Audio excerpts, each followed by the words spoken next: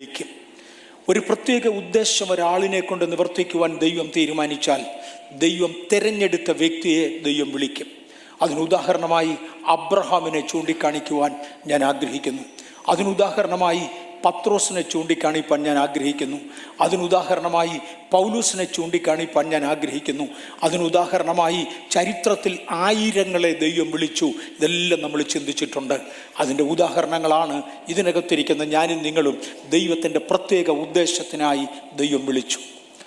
ദൈവം ഒരു വ്യക്തിയെ ഒരു ഉദ്ദേശത്തിന് വേണ്ടി വിളിച്ചാൽ അദ്ദേഹത്തോട് ചേർന്ന് പ്രവർത്തിക്കേണ്ടതിന് ഒരു സമൂഹത്തെ കൂടെ ദൈവം കൊടുക്കുന്ന പതിവുണ്ട്. നമ്മളതിനെ കോർപ്പറേറ്റ് അനോയിൻറ്റിങ്, കോർപ്പറേറ്റ് കോൾ എന്നാണ് വിളിക്കുന്നത്. ഒരാദാമിനെ ദൈവം വിളിച്ചു, ഒരു സ്ഥാനത്താക്കിയെങ്കിൽ ആദാമിനെ കൊണ്ട് ഒറ്റയ്ക്ക് ആ കാര്യം നിർവഹിക്കാൻ ഒക്കത്തില്ല. അതുകൊണ്ട് ദൈവം ഒരു ഹവ്വയെ കൂടെ ഉണ്ടാക്കി. അവരോട് പറഞ്ഞു, നിങ്ങൾ ഈ കാര്യങ്ങൾ ചെയ്യണം. ചുമതല ആദാമിനായിരിക്കും, ഹവ്വയെ അതിന് സഹായിക്കണം. നിങ്ങൾ ഒരുമിച്ച് ഈ കാര്യങ്ങൾ ചെയ്യണം.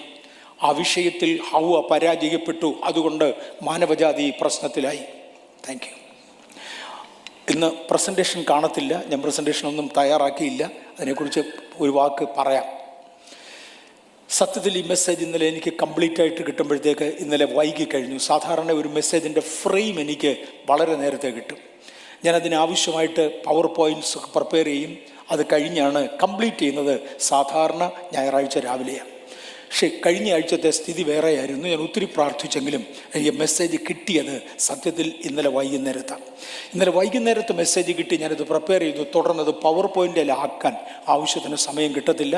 ഒരു 60-70 സ്ലൈഡുകൾ ഒരു ദിവസത്തേക്ക് വേണ്ടി വരും. അതുണ്ടാക്കിയെടുക്കണമെങ്കിൽ എന്നെ സംബന്ധിച്ച് ഒത്തിരി സമയമെടുക്കും. അതുകൊണ്ട് പവർ പോയിന്റിലേക്ക് ട്രാൻസ്ഫർ ചെയ്യാൻ കഴിഞ്ഞിട്ടില്ല. ഞാൻ പറയുന്നത് ദയവായി ശ്രദ്ധിക്കുക. ഓക്കെ, ദൈവം ഒരു ഹവ്വയെ കൂടെ തിരഞ്ഞെടുത്തു, ഒരു ഹവ്വയെയും കൂടെ ആക്കി. ഹവ്വ വിശ്വസ്തത കാണിക്കേണ്ടിയിരുന്ന ഇടത്ത് വിശ്വസ്തത കാണിക്കേണ്ടതായിരുന്നു. അതുകൊണ്ട് മാനവവർഗത്തിന് മുഴുവനും ഒരു നാശം വന്നു ഭവിച്ചു. ദൈവം ഒരാളിനെ ഒരു വെളിപ്പാട് ഏൽപ്പിച്ചാൽ ആ വെളിപ്പാട് ഒറ്റയ്ക്ക് നിർവഹിക്കാൻ ആളിനെ കൊണ്ടൊക്കാത്തത് കൊണ്ട് അതിനൊരു സഹകാരിയെ കൂടെ ദൈവം എഴുന്നേൽപ്പിക്കും. ഒരു കോർപ്പറേറ്റ് അനോയിൻറ്റിങ് ദൈവം കൊടുക്കും.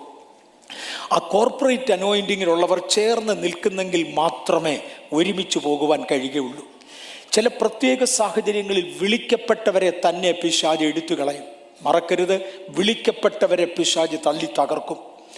കഴിയുമെങ്കിൽ വൃതന്മാരെ തകർക്കുക എന്നതാണ് അവൻ്റെ ലക്ഷ്യം. അത് സാധിക്കാതെ വരുമ്പോൾ കോർപ്പറേറ്റ് അനോയിൻറ്റിങ്ങിൽ നിൽക്കുന്നവരെ, കോർപ്പറേറ്റ് കോളിങ്ങിൽ നിൽക്കുന്നവരെ, കൂടെ വിളിക്കപ്പെട്ടവരെ, സഹകാരികളെ പിശാച് മറിച്ചു കളയും. അങ്ങനെ മറിക്കാൻ കഴിഞ്ഞാൽ ദൈവത്തിൻ്റെ പർപ്പസിൽ നിന്ന് മറിയും. ഒന്നാമത്തെ വിളി ദൈവം വിളിച്ചതൊരു പുതിയ ലക്ഷ്യത്തിന് വേണ്ടിയാണ്. ആദമിനെ വിളിച്ചപ്പോൾ ഒരു കോർപ്പറേറ്റ് കോളിംഗ് ഹവ്വയ്ക്കും കൂടെ ലഭിച്ചു. പക്ഷെ ഹവ്വ പരാജയപ്പെട്ടു. തുടർന്ന് ദൈവം വിളിച്ചതിൽ ഒരാളാണ് അബ്രഹാം. കേവലം നേരെ ആദമിൽ നിന്ന് അബ്രഹാമിലേക്ക് ചാടുകയല്ലായിരുന്നു, പലരും ഇടയ്ക്കുണ്ട്. എന്നാൽ ഒരു പ്രധാനപ്പെട്ട വിളി പിന്നത്തേതിൽ വന്നത് അബ്രഹാമിനാണ്. അബ്രഹാമിൻ്റെ കൂടെ ഒരു കോർപ്പറേറ്റ് കോളിങ്ങും കൂടെ കൊടുത്തു. അത് സാറായി ആയിരുന്നു. സാറ ഭാഗികമായി പരാജയപ്പെട്ടു. അതിൻ്റെ ശിക്ഷ അബ്രഹാമിൻ്റെ സന്തതി മുഴുവനും ഇന്ന് അനുഭവിക്കുന്നുണ്ട്.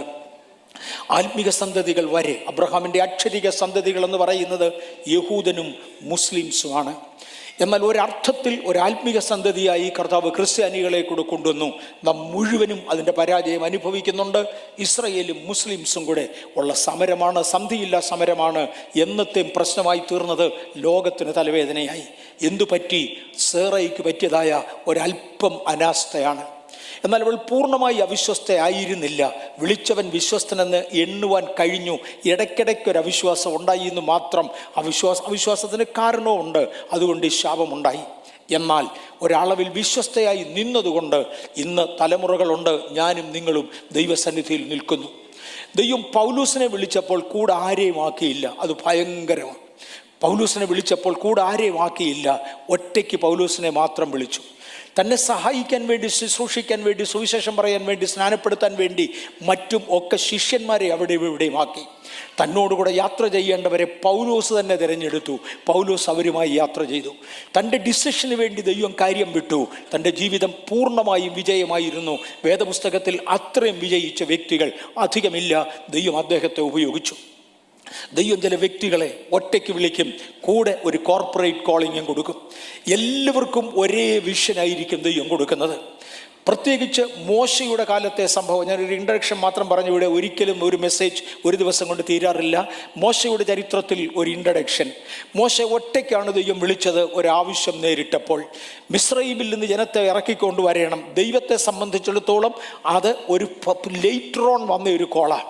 അബ്രഹാമിനെ ദൈവം വിളിക്കുമ്പോൾ തന്നെ നിന്റെ ജാതിയെ ഒരു മഹാജാതിയാക്കുവാനും അവരെ കൊണ്ടുവന്ന് കനാനിൽ പാർപ്പിക്കുവാനും തീരുമാനിച്ചു എന്ന് പറഞ്ഞാണ് വിളിച്ചത്. എന്നാൽ അതിൻ്റെ പൂർണ്ണതയിലേക്ക് അദ്ദേഹം എത്തണമെന്നുണ്ടെങ്കിൽ പലരും തുടർന്ന് എഴുന്നേൽക്കേണ്ടതുണ്ട്. കോർപ്പറേറ്റ് അനോയിൻറ്റിങ് ആ സമയം പകർന്നത് മാത്രമല്ല, കാലത്തിൻ്റെ പോക്കിൽ ഓരോരുത്തരെ ദൈവം വിളിക്കുകയും ആ സ്ഥാനങ്ങളിലേക്ക് ആക്കുകയും ചെയ്തു. ഞാൻ ഒരു കൊച്ചു ഉദാഹരണം നിങ്ങളുടെ മുമ്പിൽ വേഗത്തിൽ വയ്ക്കാൻ ആഗ്രഹിക്കുന്നു. 1901 അസൂസ സ്ട്രീറ്റിൽ വ്യാപരിച്ചതായ പെന്തക്കോസ്റ്റിൻ്റെ ഉണർവിൽ അന്ന് ഉണ്ടായിരുന്ന 2 വ്യക്തികൾ ആരായിരുന്നു? റോബർട്ട് കുക്കും അദ്ദേഹത്തിൻ്റെ ഭാര്യയും. ചർച്ച് ഓഫ് ഗോഡിൻ്റെ സ്ഥാപകനായി പിന്നത്തേതിൽ ഇന്ത്യയിൽ മാറിയ പാസ്റ്റർ റോബർട്ട് കുക്കും അദ്ദേഹത്തിൻ്റെ ഭാര്യയും 2 പേരും പാട്ടുപാടി ആരാധിച്ചു കൊണ്ടിരിക്കുമ്പോൾ റോബർട്ട് കുക്കിൻ്റെ ഭാര്യ നന്നായി പാടുന്നയാളായിരുന്നു. അവൾ എഴുന്നേറ്റ് പാട്ടുപാടിക്കൊണ്ടിരിക്കുമ്പോൾ, അന്യഭാഷയിൽ പാടി ദൈവത്തെ സ്തുതിച്ചു കൊണ്ടിരിക്കുമ്പോൾ, ഇത് അസൂസ സ്ട്രീറ്റിൽ 1901 സംഭവിച്ചതാ. എടുത്തെടുത്ത് പറയാൻ തുടങ്ങി ബാംഗ്ലൂർ. അന്യഭാഷയ്ക്കിടയിലാണ് ഈ ബാംഗ്ലൂർ എന്ന ടേം അവർ പറയാൻ തുടങ്ങിയത്. പല പ്രാവശ്യം ഈ ടേം ആയി കഴിഞ്ഞപ്പോൾ ബാംഗ്ലൂർ എന്നുള്ള വാക്കിൻ്റെ അർത്ഥം എന്താണ്, ഇതൊരു സ്ഥലത്തിൻ്റെ പേരാണെന്ന് ആർക്കും മനസ്സിലായില്ല. ഈ വാക്കിൻ്റെ അർത്ഥം എന്താണ് എന്നതിനെക്കുറിച്ച് പരക്കെ ഒരു അന്വേഷണം നടന്നതിൽ ആരോ പറഞ്ഞു ഇതൊരു സ്ഥലത്തിൻ്റെ പേരാണ് എന്ന് പറഞ്ഞു. തുടർന്ന് ആ സ്ഥലത്തിന് വേണ്ടി ആളുകൾ പ്രാർത്ഥിച്ചു കൊണ്ടിരിക്കുമ്പോൾ പരിശുദ്ധാത്മാവ് പറഞ്ഞു അവിടെ പോയി പ്രവർത്തിക്കണം, ഒരു ഉണർവ് അവിടെ നടക്കുവാനുണ്ട്. ഞാൻ ഒത്തിരി കാര്യങ്ങൾ ചേർത്ത് ചരിത്രം കൂടെ തൊടുകയാണ്. അവിടെ ഒരു ഉണർവ് നടക്കുവാനുണ്ട്, അവിടെ പോകണമെന്ന് പറഞ്ഞു. അങ്ങനെ റോബർട്ട് കുക്കും ഭാര്യയും 2 പേരും ബാംഗ്ലൂരിൽ വരികയും നമ്മുടെ വൈറ്റ് ഫീൽഡിൽ അവർ താമസിക്കുകയും ചെയ്തു. ചില നാളുകൾ അവരവിടെ താമസിച്ച് പ്രവർത്തിച്ചു. റിസൾട്ട് ഒന്നും കാണാത്തപ്പോൾ ദൈവാത്മാവ് അവരോട് പറഞ്ഞു നിങ്ങൾ ഇനിയും തെക്കോട്ട് യാത്ര ചെയ്യുക. അങ്ങനെ അവർ തെക്കോട്ട് യാത്ര ചെയ്തു, കേരളത്തിലെത്തി. അവരോട് പരിശുദ്ധാത്മാവ് പറഞ്ഞു ബാംഗ്ലൂരിലെ ഉണർവിൻ്റെ ടൈമായില്ല, ദൈവത്തിന് ടൈമും കൂടെ ഉണ്ട്. അവിടെ ഒരു ഉണർവ് നടക്കണം, പക്ഷേ അതിന് ടൈമും കൂടെ ഉണ്ട്. അതിൻ്റെ ടൈം ആകുമ്പോൾ ഞാൻ ആളുകളെ അയച്ചോളാം. അങ്ങനെ റോബർട്ട് കുക്ക് കുടുംബം തെക്കോട്ട് യാത്ര ചെയ്തു, കേരളത്തിൽ ചർച്ച് ഓഫ് ഗോഡ് സ്ഥാപിച്ചു. അതിനേക്കാൾ ഉപരി ഞാൻ പറയാൻ ആഗ്രഹിക്കുന്നില്ല. ദൈവത്തിൻ്റെ സമയമായപ്പോൾ ദൈവം ബാംഗ്ലൂരിനെ ഉണർവിന് വേണ്ടി അനേകരെ കണ്ടു. ദീസ് ആർ അസോസിയേറ്റ് അനോയിൻറ്റിങ് അല്ലെങ്കിൽ കോർപ്പറേറ്റ് അനോയിൻറ്റിങ്. അതിനകത്ത് നമ്മളെ നിർത്തുകയാണ്. ദൈവം അബ്രഹാമിനെ വിളിച്ചു. അബ്രഹാമിനോട് പറഞ്ഞു നീ പോ, ഇവിടെ ഒരു ഉണർവുണ്ടെന്നുള്ള അറിയാമോ? ഞാൻ ദൈവത്തെ സ്തുതിക്കുന്നു. ഇത്രയുമൊക്കെ കർത്താവ് സഹായിച്ചതുകൊണ്ട് കർത്താവിനെ വാഴ്ത്തുകയാണ്. ഞാൻ ആ ഭാഗം ഒന്നുകൂടെ പറയാൻ പോകുകയാണ്. എനിക്ക് ഏറെക്കുറെ 21 വയസ്സ് പ്രായമുള്ളപ്പോഴാണ് വാര്യാപുരം യോഹന്നാച്ചായൻ എന്നോടൊരു ദൂത് പറയുന്നത്. തിരുവനന്തപുരത്ത് വെച്ചാണ് ദൂത് പറയുന്നത്. പാസ്റ്റർ PD ജോൺസൺ ശുശ്രൂഷിച്ചു കൊണ്ടിരുന്ന ആ സഭയിൽ വെച്ച്, അസംബ്ലീസ് ഓഫ് ഗോഡിൻ്റെ ചർച്ചിൽ വെച്ചാണ് ആ ദൂത് പറയുന്നത്. ഇന്ത്യയുടെ തെക്ക് ഭാഗത്ത് നിന്ന് ഉണർവിൻ്റെ ജ്വാല കത്തിപ്പുറപ്പെടും. തെക്ക് ഭാഗത്തെന്ന് പറയുന്നതിന് ബാംഗ്ലൂർ എന്ന അർത്ഥം വിട്ടുപോകത്തില്ല. ബാംഗ്ലൂർ തെക്ക് ഭാഗത്ത് തന്നെയാണ് ഇന്ത്യയുടെ. വടക്ക് ഭാഗത്ത് നിന്ന് എതിർപ്പുകൾ ഉണ്ടാകും, തെക്ക് ഭാഗത്ത് നിന്ന് ഉണർവുണ്ടാകും എന്നിത്യാദികൾ അദ്ദേഹം പറയുകയും അതിനകത്ത് നീയും ഉണ്ടായിരിക്കും എന്ന് എന്നോട് പറയുകയും ചെയ്തത് എനിക്ക് നല്ല ഓർമ്മയാണ്. ആഗോള വ്യാപകമായി മലയാള ഭാഷ സംസാരിക്കുന്നവരും ഉണർവിനോട് താല്പര്യമുള്ളവരുമായ മുഴുവൻ പേർക്കും ഈ ദൂതിനെക്കുറിച്ച് അറിവുള്ളതാണ് ഈ ദൂത് പറഞ്ഞത്. ദൈവത്തിൻ്റെ സമയമായപ്പോൾ ഒരു കോർപ്പറേറ്റ് കോളിങ്ങിൽ ദൈവം എന്നെയും വിളിച്ചു, ഈ സഭയെ വിളിച്ചു. ഒരു ഉണർവിനെ ഇവിടെ കൊണ്ടുവരുവാൻ കൃപയാൽ സ്വർഗത്തിലെ ദൈവം ഇടയാക്കി. പൗലൂസിൻ്റെ ചരിത്രത്തിലേക്ക് വരുമ്പോൾ അദ്ദേഹത്തിന് കൂടെ അസോസിയേറ്റ് ചെയ്യാൻ ആരെയും ദൈവം കൊടുത്തില്ല. അബ്രഹാമിന് കൊടുത്തു, ആദമിന് കൊടുത്തു, പക്ഷെ പൗലൂസിന് ആരെയും കൊടുത്തില്ല. പകരം പൗലൂസ് തന്നെ പലരെ വിളിച്ചു. ഞാൻ പറഞ്ഞു ഇവർക്കെല്ലാം ഒരേ ആത്മാവായിരിക്കും, ഒരേ ചിന്തയായിരിക്കും കോർപ്പറേറ്റ് കോളിങ്ങിൽ. അതിനൊരു ഉദാഹരണം പറയാൻ വേണ്ടി ഞാൻ മോശയുടെ ചരിത്രത്തിൽ വരികയാണ്.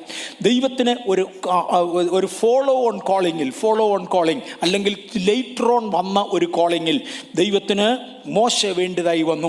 അബ്രഹാമിൻ്റെ മേലുള്ള വിളി നിർണയപ്രകാരം നടത്തിയെടുക്കേണ്ടതിന് ഇസ്രയേലിൻ്റെ ജനസംഖ്യ വർദ്ധിപ്പിച്ചേ പറ്റത്തുള്ളൂ.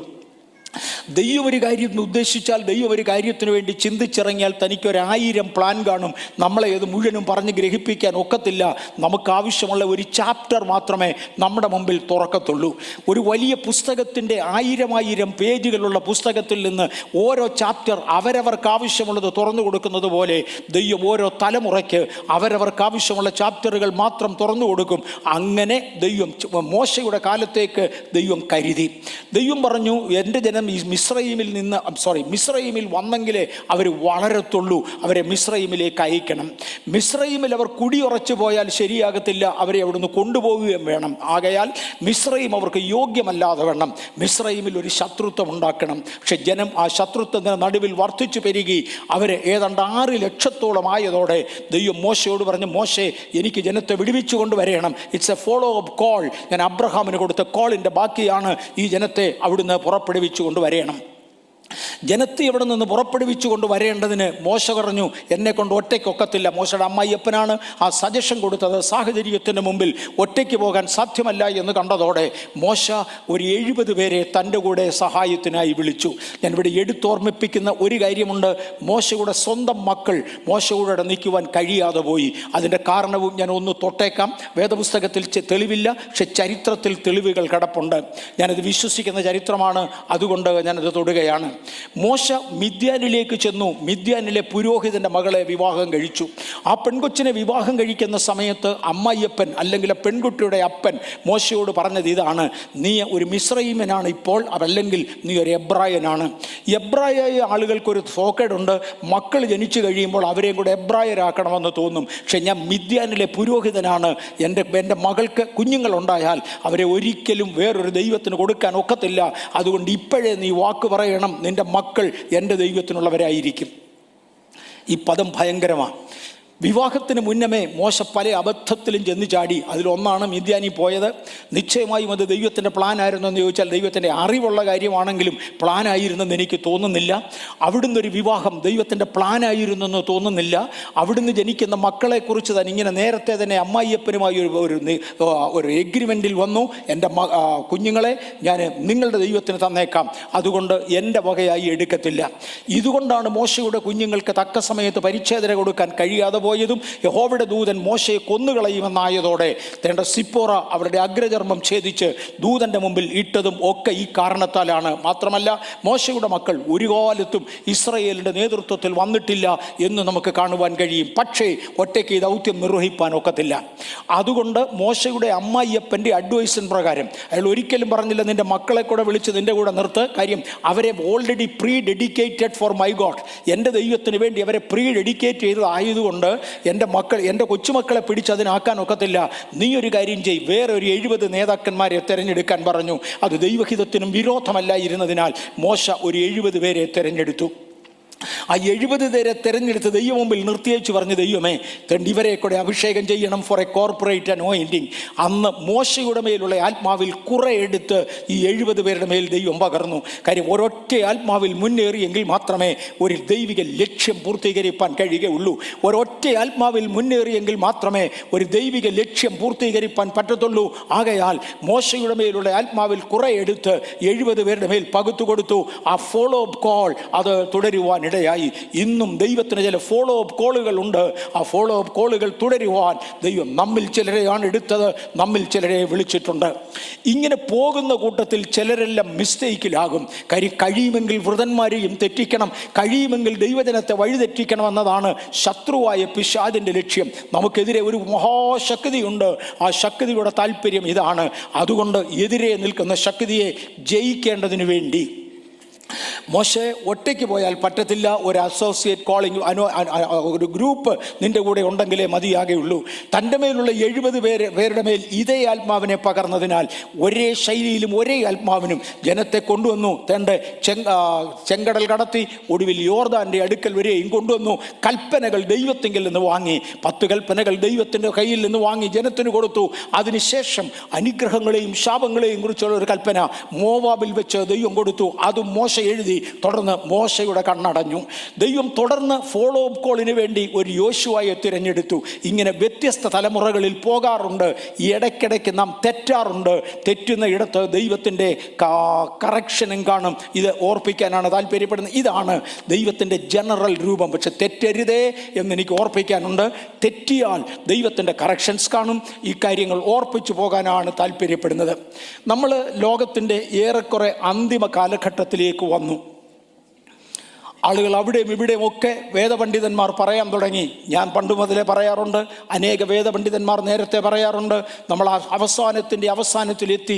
ഇനി വേദപുസ്തക ചരിത്ര വിശദീകരണം പ്രകാരം യേശുക്രിസ്തുവിൻ്റെ മടങ്ങിവരവിന് മുന്നമേ സംഭവിക്കേണ്ട ഒറ്റ കാര്യം, യെരൂശലേമിലെ ദേവാലയം അതിൻ്റെ സ്ഥാനത്ത് പണിയുക. ഐ റിപ്പീറ്റ്, യേശുക്രിസ്തുവിൻ്റെ മടങ്ങിവരവിന് മുന്നമേ നടക്കേണ്ടതായ ഒറ്റ കാര്യം. അത് കംപ്ലീറ്റ് ആകണമെന്നൊന്നുമില്ല, അത് പണിയണം. ആ പണി നടക്കുമ്പോഴോ അല്ലെങ്കിൽ അത് കംപ്ലീറ്റ് ചെയ്യുന്നതോടെ ആയിരിക്കണം യേശുക്രിസ്തുവിൻ്റെ രണ്ടാമത്തെ വരവ്. ഞാൻ ഈ ആശയവും ഒന്ന് തൊടുവാനായി താല്പര്യപ്പെടുന്നു. ഭൂമിയിൽ ഒരു സമയത്ത് രണ്ട് സഭകൾ ഉണ്ടായിരിക്കുകയില്ല. പുതിയ നിയമസഭയിൽ അധ്യക്ഷൻ ഏക ഭാര്യയുടെ ഭർത്താവായിരിക്കണം. അതുപോലെ തന്നെ യേശുക്രിസ്തു ഏക സഭയുടെ മണവാളനായിരിക്കണം. സഭയെ ദേവാലയമായി പഠിപ്പിക്കുന്നതിനാൽ ഭൂമിയിൽ ഒരു സമയം ദൈവം അംഗീകരിക്കുന്ന രണ്ട് ആരാധന സ്ഥലങ്ങൾ കാണത്തില്ല. ദൈവം ആഗ്രഹിക്കുന്ന രണ്ട് സഭകൾ അല്ലെങ്കിൽ രണ്ട് ആലയങ്ങൾ ഒരു സമയത്ത് ഒരുപോലെ കാണത്തില്ല. ഞാൻ സഭകളെന്ന് പറയുന്നത്, ആരാധനാലയങ്ങളെന്ന് പറയുന്നത് നമ്മൾ വെച്ചിരിക്കുന്നത് പോലുള്ള ഷെഡുകളല്ല. ഇതിൽ ലക്ഷോപിലക്ഷം ഷെഡുകൾ ഒരുമിച്ച് കൂടിയാൽ, ഇതിൽ ലക്ഷോപിലക്ഷം ഓഡിറ്റോറിയങ്ങൾ ഒരുമിച്ച് കൂടിയാൽ എത്ര വലുതാണെങ്കിലും അത് ഒരുമിച്ച് ചേർന്ന് ഒറ്റ സഭയാണ് ദൈവത്തിന്. ആഗോള വ്യാപകമായി പല ഇടങ്ങളിൽ നാം ദൈവത്തെ ആരാധിക്കുന്ന ഓരോ ബ്രാഞ്ചുകളാണത്. എല്ലാം കൂടെ കൂടിയ ഒരൊറ്റ സഭയാണ്.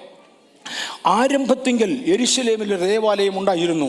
അന്ന് അതിന് തുല്യമായി ഇത് മറ്റൊന്ന് പണിയുവാൻ എങ്ങും അനുവാദമില്ലായിരുന്നു. അതിന് പകരം വേറൊന്ന് വെക്കുവാൻ ഒക്കത്തില്ല. ഭൂമിയിലാകെ ഒരൊറ്റ ദേവാലയം, അത് ശീലോവിലാണ്. പക്ഷേ അതിന് വിപരീതമായി മറ്റു പലയിടങ്ങളിലും ആലയങ്ങൾ വന്നു. അങ്ങനെയാണ് നെഗുഷ്ഠാനും മറ്റും ഉണ്ടാകുന്നത്. ഞാൻ ഇന്നത് പറയാൻ ആഗ്രഹിക്കുന്നില്ല. ഇസ്രയേലിൽ ദൈവം ഒരു സഭയെ സ്ഥാപിച്ചു. കാലത്തിൻ്റെ പോക്കിൽ ദൈവം പുതിയ നിയമസഭയെ കൊണ്ടുവരുവാൻ തീരുമാനിച്ചു. അതിൻ്റെ ഭാഗങ്ങളാണ് ഞാനും നിങ്ങളും. ഈ പുതിയ നിയമസഭ രംഗത്ത് വരുന്നതോടുകൂടെ പഴയ നിയമസഭ മാറ്റപ്പെട്ടേ മതിയാകെയുള്ളൂ. ആകയാൽ ഒരു പെന്തക്കോസ് നാളിൽ പതിവനുസരിച്ച് ആരാധനകൾ നടക്കുമ്പോൾ യെരൂശലേം ദേവാലയത്തിൽ വെളിപ്പെടേണ്ടിയിരുന്ന ദൈവസാന്നിധ്യം യെരൂശലേം ദേവാലയത്തിൽ ഇറങ്ങാതെ പകരം മർക്കോസിൻ്റെ മാളിക മുറിയിലേക്ക് ഇറങ്ങുകയും കൊടിയ കാറ്റും തീയും ഒക്കെ അവിടെ പ്രത്യക്ഷമാകുകയും സഭയുടെ ഉദ്ഘാടനം യെരൂശലേമിൽ നടക്കുമ്പോൾ ദൈവം യെരൂശലേം ദേവാലയം വിട്ട് സഭയം ദേവാലയത്തിലേക്ക് വരികയും ചെയ്തു. ഇനിയും സഭയം ദേവാലയത്തെ സ്വർഗത്തിലെ ദൈവം ഇവിടെ നിന്ന് മാറ്റുമ്പോൾ, പരിശുദ്ധാത്മാവും ദൈവസഭയുമായി ഒരുമിച്ച് ഇവിടെ നിന്ന് എടുക്കപ്പെടുമ്പോൾ വീണ്ടും യെരൂശലേം ദേവാലയം സ്ഥാപിതമാകണം. അങ്ങനെയാണെങ്കിൽ യേശുക്രിസ്തുവിൻ്റെ മടങ്ങിവരവിന് മുൻപേ നടക്കേണ്ടതായി വേദപുസ്തകത്തിൽ പറയുന്ന ഒറ്റക്കാര്യം, യെരൂശലേമിലെ ദേവാലയത്തിൻ്റെ യഥാസ്ഥാനമാണ്. അത് മടങ്ങി വന്നേ മതിയാകൂ. അത് മടങ്ങി വന്നിരിക്കും. അത് എന്നാന്ന് ചോദിച്ചാൽ എനിക്ക് പറയാനൊക്കത്തില്ല. സഭ എടുക്കപ്പെടുന്നത് എന്താണെന്ന് ചോദിച്ചാൽ എനിക്ക് പറയാനൊക്കത്തില്ല. മഹോദ്രവം തുടങ്ങുന്നത് എന്നാണെന്ന് ചോദിച്ചാൽ എനിക്ക് പറയാനൊക്കത്തില്ല.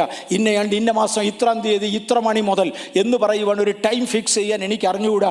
ഇതെല്ലാം ദൈവത്തിൻ്റെ മാത്രം കാര്യമാണ്.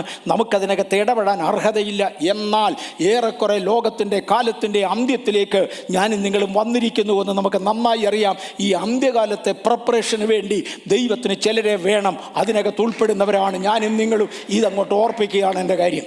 ഒരു പുതിയ കാര്യത്തിന് വേണ്ടി ഒന്നാമത്തെ ദർശനങ്ങൾ, visions for the new beginning, പുതിയ ആരംഭങ്ങൾക്ക് വേണ്ടിയുള്ള ദൈവിക ദർശനങ്ങൾ. ഒരു പുതിയ കാര്യത്തിനായുള്ള ഒന്നാം വിളിയെയും ദർശനവും നമുക്ക് കാണാം. ഒന്നാമതായി നമ്മൾ ചിന്തിച്ചത് അബ്രഹാമിനെ കുറിച്ചാണ്. ഉൽപ്പത്തി പുസ്തകം 12-ാം അധ്യായം 1 മുതൽ 3 വരെയുള്ള വാക്യങ്ങളിൽ യഹോവ അബ്രഹാമിനോട് അരുളിച്ചതെന്നാൽ, നിന്റെ ദേശത്തെയും ചാർച്ചക്കാരെയും പിതൃഭവനത്തെയും വിട്ടു പുറപ്പെട്ട് ഞാൻ നിന്നെ കാണിപ്പാനിരിക്കുന്ന ദേശത്തേക്ക് പോകാം. ഞാൻ നിന്നെ വലിയൊരു ജാതിയാക്കും, നിന്നെ അനുഗ്രഹിച്ചു നിന്റെ പേർ വലുതാക്കും. നീ ഒരു അനുഗ്രഹമായിരിക്കും. നിന്നെ അനുഗ്രഹിക്കുന്നവരെ ഞാൻ അനുഗ്രഹിക്കും, നിന്നെ ശപിക്കുന്നവരെ ഞാൻ ശപിക്കും. നിന്നിൽ ഭൂമിയിലെ സകല വംശങ്ങളും അനുഗ്രഹിക്കപ്പെട്ടിരിക്കും. ഞാൻ ഒത്തിരി സ്പീഡിലാണ് ഈ വാക്യം വായിച്ചത്. എൻ്റെ സമയം അത്രേ ഉള്ളൂ എന്ന് എനിക്കറിയാം. അതുകൊണ്ടാണ് ഞാൻ സ്പീഡിൽ വാക്യങ്ങൾ വായിച്ചു പോയത്. മാത്രമല്ല ഇത് നമുക്ക് വളരെ പരിചയമുള്ള വാക്യം. അഥവാ ആർക്കെങ്കിലും ഈ വാക്യങ്ങൾ അറിയാൻ വയ്യായെങ്കിൽ ദയവായി കാണാതെ പഠിക്കണമെന്ന് ഞാൻ ഓർപ്പിക്കട്ടെ. To get it by hearted. അത് വളരെ നിർബന്ധമാണ്. കാര്യം അതുപോലെ അനുഗ്രഹിക്കപ്പെട്ട ഒരു വാക്യമാണ്. അബ്രഹാമിന് മാത്രമല്ല ഈ വാക്യം ബാധകമായിരിക്കുന്നത്. ഇന്ന് വിളിക്കപ്പെടുന്ന എനിക്കിത് ബാധകമാ, ഇതിനകത്തിരിക്കുന്ന നിങ്ങൾക്കിത് ബാധകമാ. ഞാൻ നിന്നെ അനുഗ്രഹിച്ചു വർദ്ധിപ്പിക്കും, ഞാൻ നിന്റെ പേർ വലുതാക്കും, നീ ഒരു അനുഗ്രഹമായിരിക്കും, നിന്നെ അനുഗ്രഹിക്കുന്നവരെ ഞാൻ അനുഗ്രഹിക്കും, നിന്നെ ശപിക്കുന്നവരെ ഞാൻ ശപിക്കും എന്ന് പറഞ്ഞാൽ ഞാനും നീയും കൂടെ ഒരുമിച്ച് അബ്രഹാമേ, അങ്ങ് എൻ്റെ വാക്ക് കേട്ടനുസരിക്കുമെങ്കിൽ, എൻ്റെ വിളിയിൽ നിൽക്കുമെങ്കിൽ ഞാനും നീയും ഒറ്റയാ നമ്മൾ ഒരുമിച്ചായിരിക്കും യാത്ര ചെയ്യുന്നത്. ഇതിനകത്ത് നിയമനങ്ങൾ, ഉത്തരവുകൾ, വാഗ്ദത്തങ്ങൾ, ഭാവി ലക്ഷ്യങ്ങൾ എന്നിവയെല്ലാം ഉൾക്കൊള്ളുന്നു ആ വിളിയുടെ സമ്പൂർണത. ഇന്ന് പകൽ ഒരു പുതിയ ലക്ഷ്യത്തിന് വേണ്ടി ദൈവം ആരെയും വിളിച്ചിട്ടുണ്ടെങ്കിൽ, ഇന്ന് എന്നെ ശ്രദ്ധിക്കുന്ന ഒരുപാട് പേർ ലോകത്തിൻ്റെ പല ഭാഗങ്ങളിലായുണ്ട്. എവിടെയെങ്കിലും ഒരു പുതിയ സഭ ആരംഭിക്കുവാൻ ദൈവം നിങ്ങളെ വിളിക്കുന്നുവെങ്കിൽ, ഇല്ല, സഭയെന്ന് പറയുന്നത് കൊണ്ട് തെറ്റിദ്ധരിക്കരുത്. ആഗോള വ്യാപകമായി ദൈവസഭയുടെ ഭാഗമായി ഈ ഒരു ഏരിയയിൽ ദൈവത്തെ ഒന്ന് നന്നായി ആരാധിക്കേണ്ടതിന് എന്നെ ദൈവം വിളിച്ചിരിക്കുകയാണ്.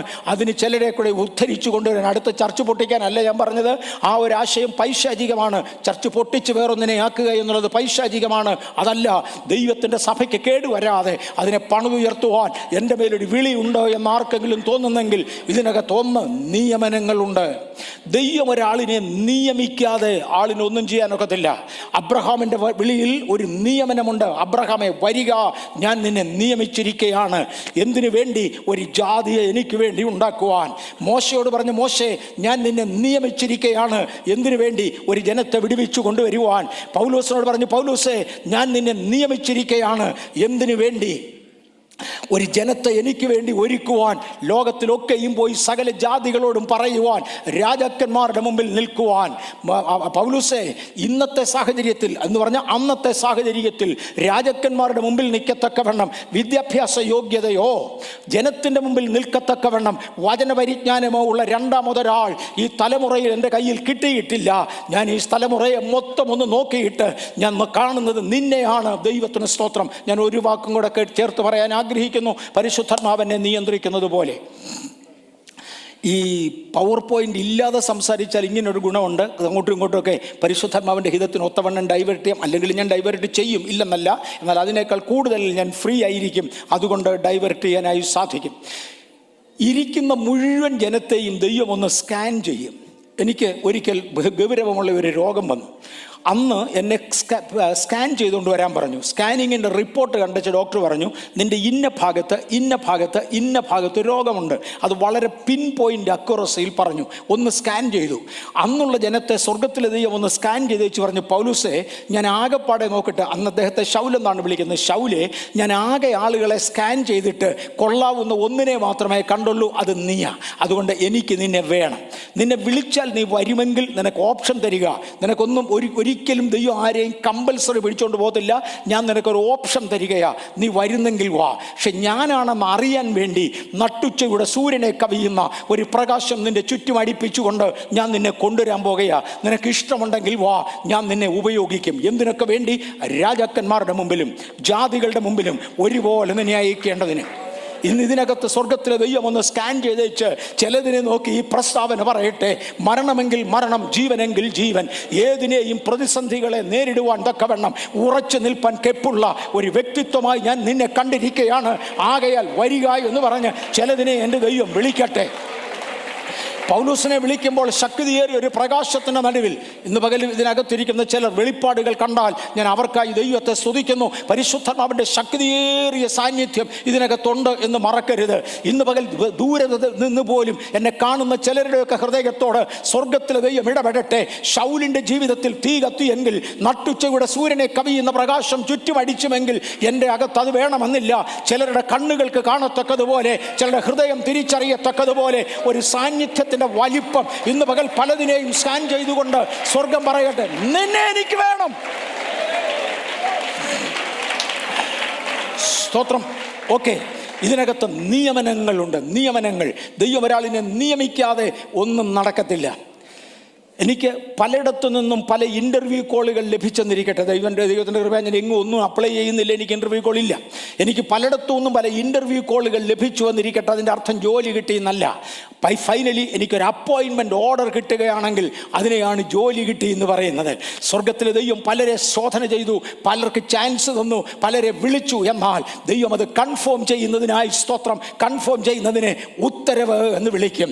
ആകയാൽ വരിക മോശയോട് പറഞ്ഞ പദമാണ്, ഇപ്പോൾ ഞാൻ നിന്നെ അയക്കുക. ഫ്രം നൗ, ഇപ്പോൾ മുതൽ ഞാൻ നിന്നെ അയക്കുക. വാ മോശേ വാ. ദൈവം ഇതുപോലെ പലരെയും വിളിക്കാറുണ്ട്. നിയമനങ്ങളുണ്ട്, 2 ഉത്തരവുകളുണ്ട്. അബ്രഹാമേ, അങ്ങയ്ക്ക് കുറെ ഉത്തരവുകളുണ്ട്. എന്താണ് ഉത്തരവ്? നിന്റെ സ്വദേശത്തെയും പിതൃഭവനത്തെയും ചാർച്ചക്കാരെയും വിട്ട് നീ എന്നെ അനുഗമിക്കുക. എല്ലാം കൂടെ ഇരിക്കട്ടെ എന്ന് പറഞ്ഞാൽ നിന്നെ എനിക്ക് കൊള്ളത്തില്ല. ഞാൻ വിശുദ്ധി എന്ന പദത്തിൻ്റെ വേറൊരു ആശയത്തിലേക്ക് പോകുകയാണ്. അനേക പ്രാവശ്യങ്ങളിൽ നമ്മൾ തൊട്ടതാണ്. വിശുദ്ധി എന്ന് പറയുന്നത് ഒരർത്ഥത്തിൽ, ഒരു വലിയ അർത്ഥത്തിൽ വേർപാട്. വേദപുസ്തകത്തിൽ വിശുദ്ധി എന്ന പദം ആരംഭത്തെങ്കിൽ ഉപയോഗിക്കുന്നത് ശബത്തിനെ കുറിച്ചാണ്.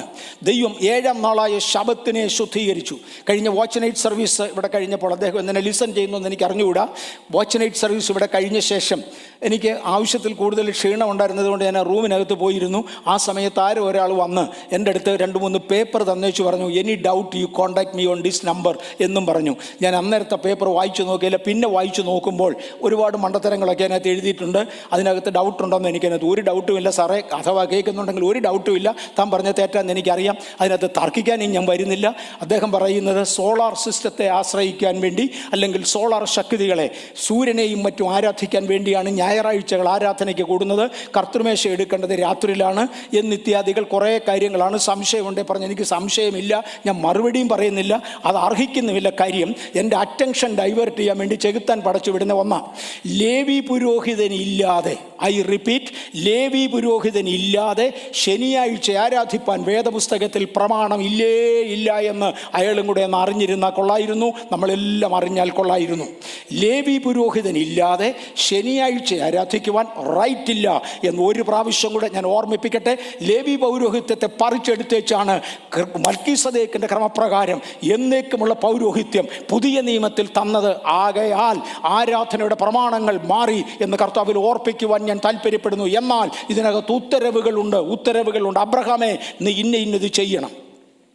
ശബത്ത് ദിവസത്തെ ആരാധിക്കാൻ വേണ്ടി, ശനിയാഴ്ച ദിവസത്തെ ആരാധിക്കാൻ വേണ്ടി ദൈവം മാറ്റിവെച്ചു പറഞ്ഞു, അന്ന് സാമാന്യ വേല ഒന്നും ചെയ്യരുത്.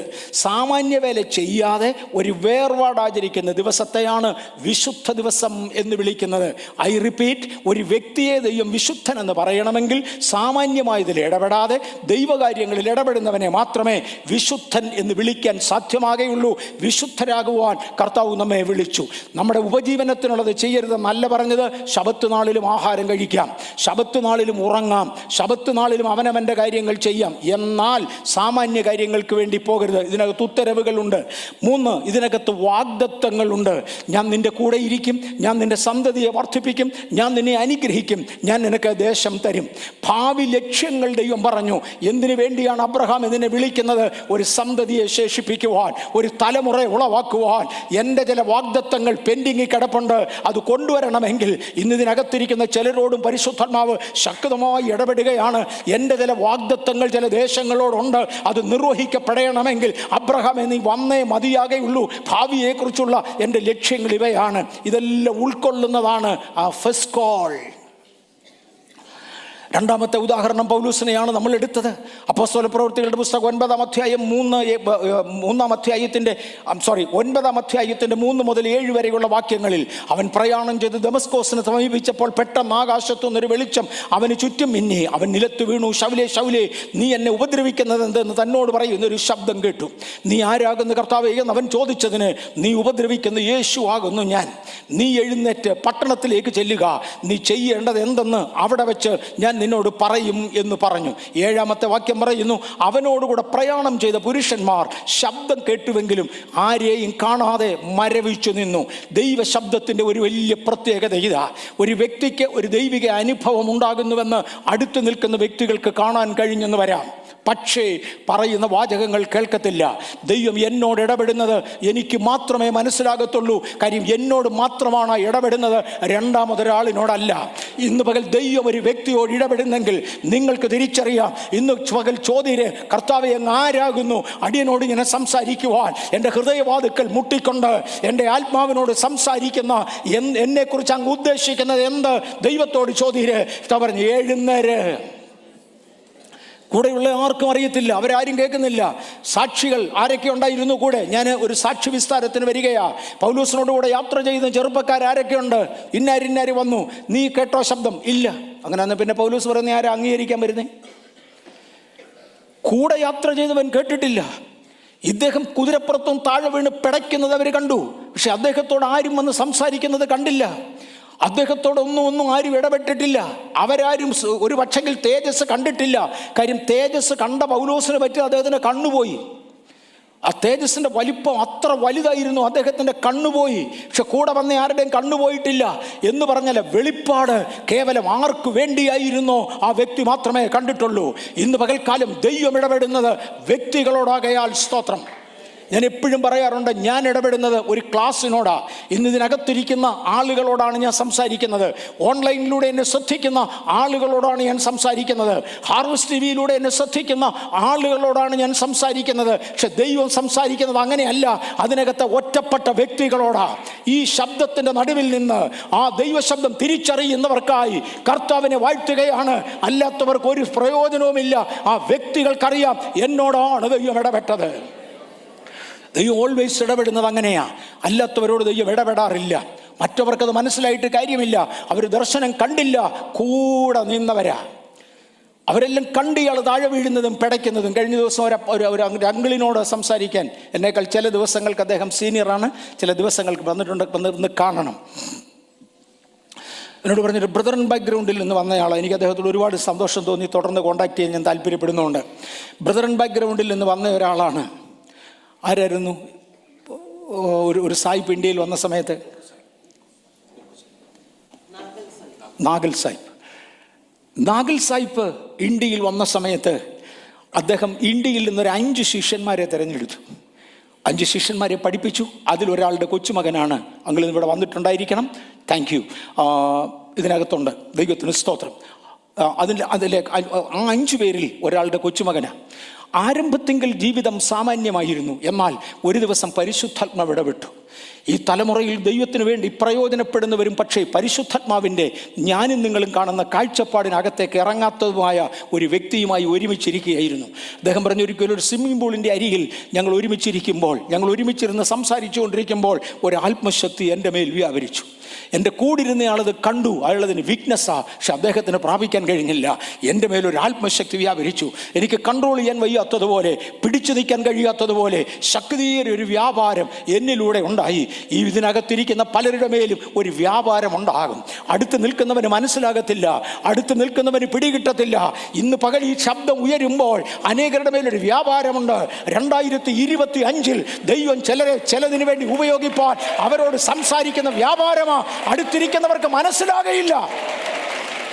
പലരും ഈ മെസ്സേജ് കേട്ടെന്ന് വരാം. ഈ വ്യാപാരം അനുഭവിക്കുന്നവർക്കായി സ്തോത്രം. അവനോടുകൂടെ പ്രയാണം ചെയ്തിരുന്ന പുരുഷന്മാർ ശബ്ദം കേട്ടുവെങ്കിലും ആരെയും കാണാതെ മരവിച്ചു നിന്നു. അവർ കേട്ടത് എന്തോ ശബ്ദമാ. ഞാൻ നീ ഉപദ്രവിക്കുന്ന നസ്രയനാകുന്ന യേശുവാണ് ഞാൻ എന്നത് അവർ തിരിച്ചറിഞ്ഞില്ല. അവരൊന്നും കണ്ടുമില്ല. എന്നാൽ ഏതോ ഒരു ശബ്ദമുണ്ടായി. പ്രസംഗം നന്നായിരുന്നു, നല്ല വോയിസായിരുന്നു, നല്ല വോളിയമായിരുന്നു. ഇതൊക്കെ ഒരുപാട് പേര് മനസ്സിലാക്കും. എന്നാൽ നിങ്ങളോട് ഇടപെടുന്നെങ്കിൽ നിങ്ങൾക്കത് മനസ്സിലാകും. അപ്പോസ്തലപ്രവൃത്തി 9:15-16 വാക്യങ്ങളിൽ കർത്താവ് അവനോട് അദ്ദേഹത്തോട് ആദ്യം പറഞ്ഞു നിർത്തിയത് എന്താണ്? നീ എഴുന്നേറ്റ് പട്ടണത്തിലേക്ക് പോകും, നീ ചെയ്യേണ്ടത് എന്താണെന്ന് അവിടെ വെച്ച് പറഞ്ഞു തരാം. പൗലോസേ, എപ്പോൾ എത്രയും അറിയിക്കണമെന്നുള്ള വിവരം ഞാൻ തീരുമാനിക്കുന്നത് നീ അല്ല. ഞാൻ പലപ്പോഴും ദൈവാലോചനയ്ക്ക് വേണ്ടി കാത്തിരുന്നേച്ച് കർത്താവ് എന്താ സംസാരിക്കാത്തതെന്ന് ചോദിച്ച് ദുഃഖത്തോടെ എഴുന്നേറ്റ് പോയിട്ടുണ്ട്. സ്വർഗത്തിലെ ദൈവത്തിന് പറവാനുള്ളത് എത്തറ്റം വരെ എവിടെ വെച്ച് പറയണമെന്ന് എനിക്കറിയാം. ഞാനിത് പറഞ്ഞു തരും. പ്രപഞ്ചത്തിൻ്റെ സൃഷ്ടാവ്, അണ്ടകടാഹങ്ങളെ സൃഷ്ടിച്ചവൻ, ഒരൊറ്റ ശബ്ദത്താൽ വാക്കിനാൽ മുഴുവൻ അണ്ടകടാഹങ്ങളെയും ഈ പ്രപഞ്ചത്തെ മുഴുവനും സൃഷ്ടിച്ച നിത്യനും വലിയവനുമായ ദൈവത്തിന് പുഴുവായ എന്നോട് എന്ത് പറയണമെന്ന് എപ്പോൾ പറയണമെന്നും നന്നായി അറിയാം. പറയേണ്ടത് മാത്രം അതാത് സമയങ്ങളിൽ അറിയിക്കുന്ന ദൈവത്തെ നന്ദിയോടെ വാഴ്ത്തുന്നു. കർത്താവ് അവനോട് നീ പോക, പൗലൂസിനോട് പറഞ്ഞു നീ ദമസ്കോസിലേക്ക് പോ, പട്ടണത്തിലേക്ക് പോ, അവിടെ വെച്ച് ഞാൻ ബാക്കി അറിയിക്കാം. തുടർന്ന് ദൈവം അനന്യാസ് എന്നൊരു മനുഷ്യനോട് ഇടപെട്ടു. ഇതിനോടകം പൗലൂസ് പ്രാർത്ഥിക്കുക, താൻ പോയി കണ്ണു രണ്ടും കാണാൻ വയ്യ, കംപ്ലീറ്റ് വേർപാട്, കംപ്ലീറ്റ് ഉപവാസം, ഒന്നും തിന്നില്ല, ഒന്നും കുടിച്ചില്ല. ചില പ്രത്യേക ദൈവശബ്ദങ്ങളുടെ മുമ്പിൽ ചില പ്രിയപ്പെട്ടവർ ഉപവസിക്കാറുണ്ട്. മറ്റാരോടും പറഞ്ഞിട്ടല്ല, മറ്റാരും ആവശ്യപ്പെട്ടിട്ടല്ല, സഭ ഉപവാസം ഡിക്ലെയർ ചെയ്തിട്ടല്ല. സഭ ഡിക്ലെയർ ചെയ്യുന്ന ഉപവാസങ്ങൾ തിരുവചനത്തിലുണ്ട്, നമുക്കുമുണ്ട്. എന്നാൽ ഇതാരും പറഞ്ഞിട്ടല്ല, അവനോട് ദൈവം ഇടപെട്ടതാണ്. കണ്ണൊന്നും കാണത്തില്ല, മറ്റാരോടും ഒന്നും പറയാനില്ല, മിണ്ടാൻ പോയില്ല, സംസാരിച്ചില്ല, തിന്നില്ല, കുടിച്ചില്ല. താൻ ഒറ്റയ്ക്ക് 3 ദിവസം പ്രാർത്ഥിച്ചുകൊണ്ടിരിക്കുകയാണ്. ആ പ്രാർത്ഥനയുടെ ഇൻറ്റൻസിറ്റി ദൈവസന്നിധിയിലെത്തി. തൻ്റെ ഒരുത്തനെ ഞാൻ അടിച്ചിട്ടിട്ടുണ്ട്, നട്ടുച്ചയ്ക്ക് സൂര്യനെ കവിയുന്ന വെളിച്ചം കാണിച്ച് ഒരുത്തനെ പിടിച്ച് ഞാൻ കൊണ്ടിട്ടിട്ടുണ്ട്. അവൻ എന്തു ചെയ്യുമെന്ന് കർത്താവ് നോക്കിക്കൊണ്ടിരിക്കുകയാണ്.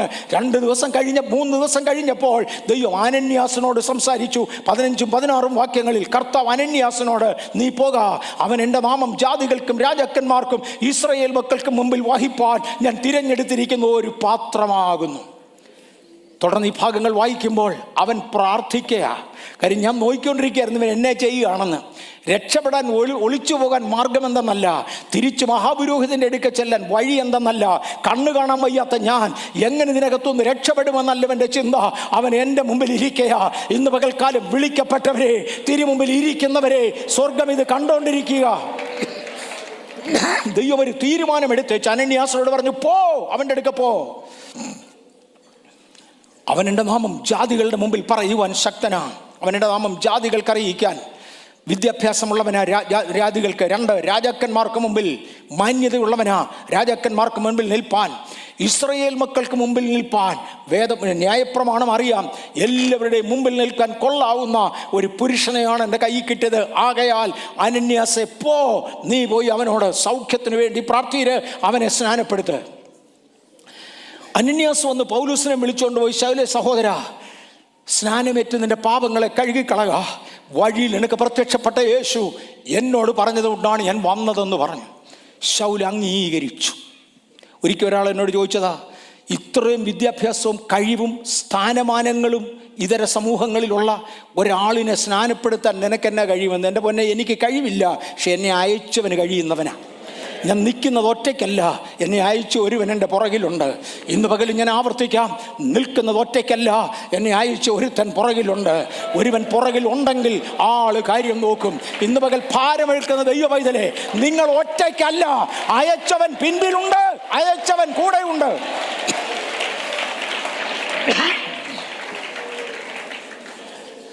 നീ സ്നാനമേറ്റ് നിന്റെ പാപങ്ങളെ കഴുകിക്കളയുക എന്നൊരു പദമുണ്ട്.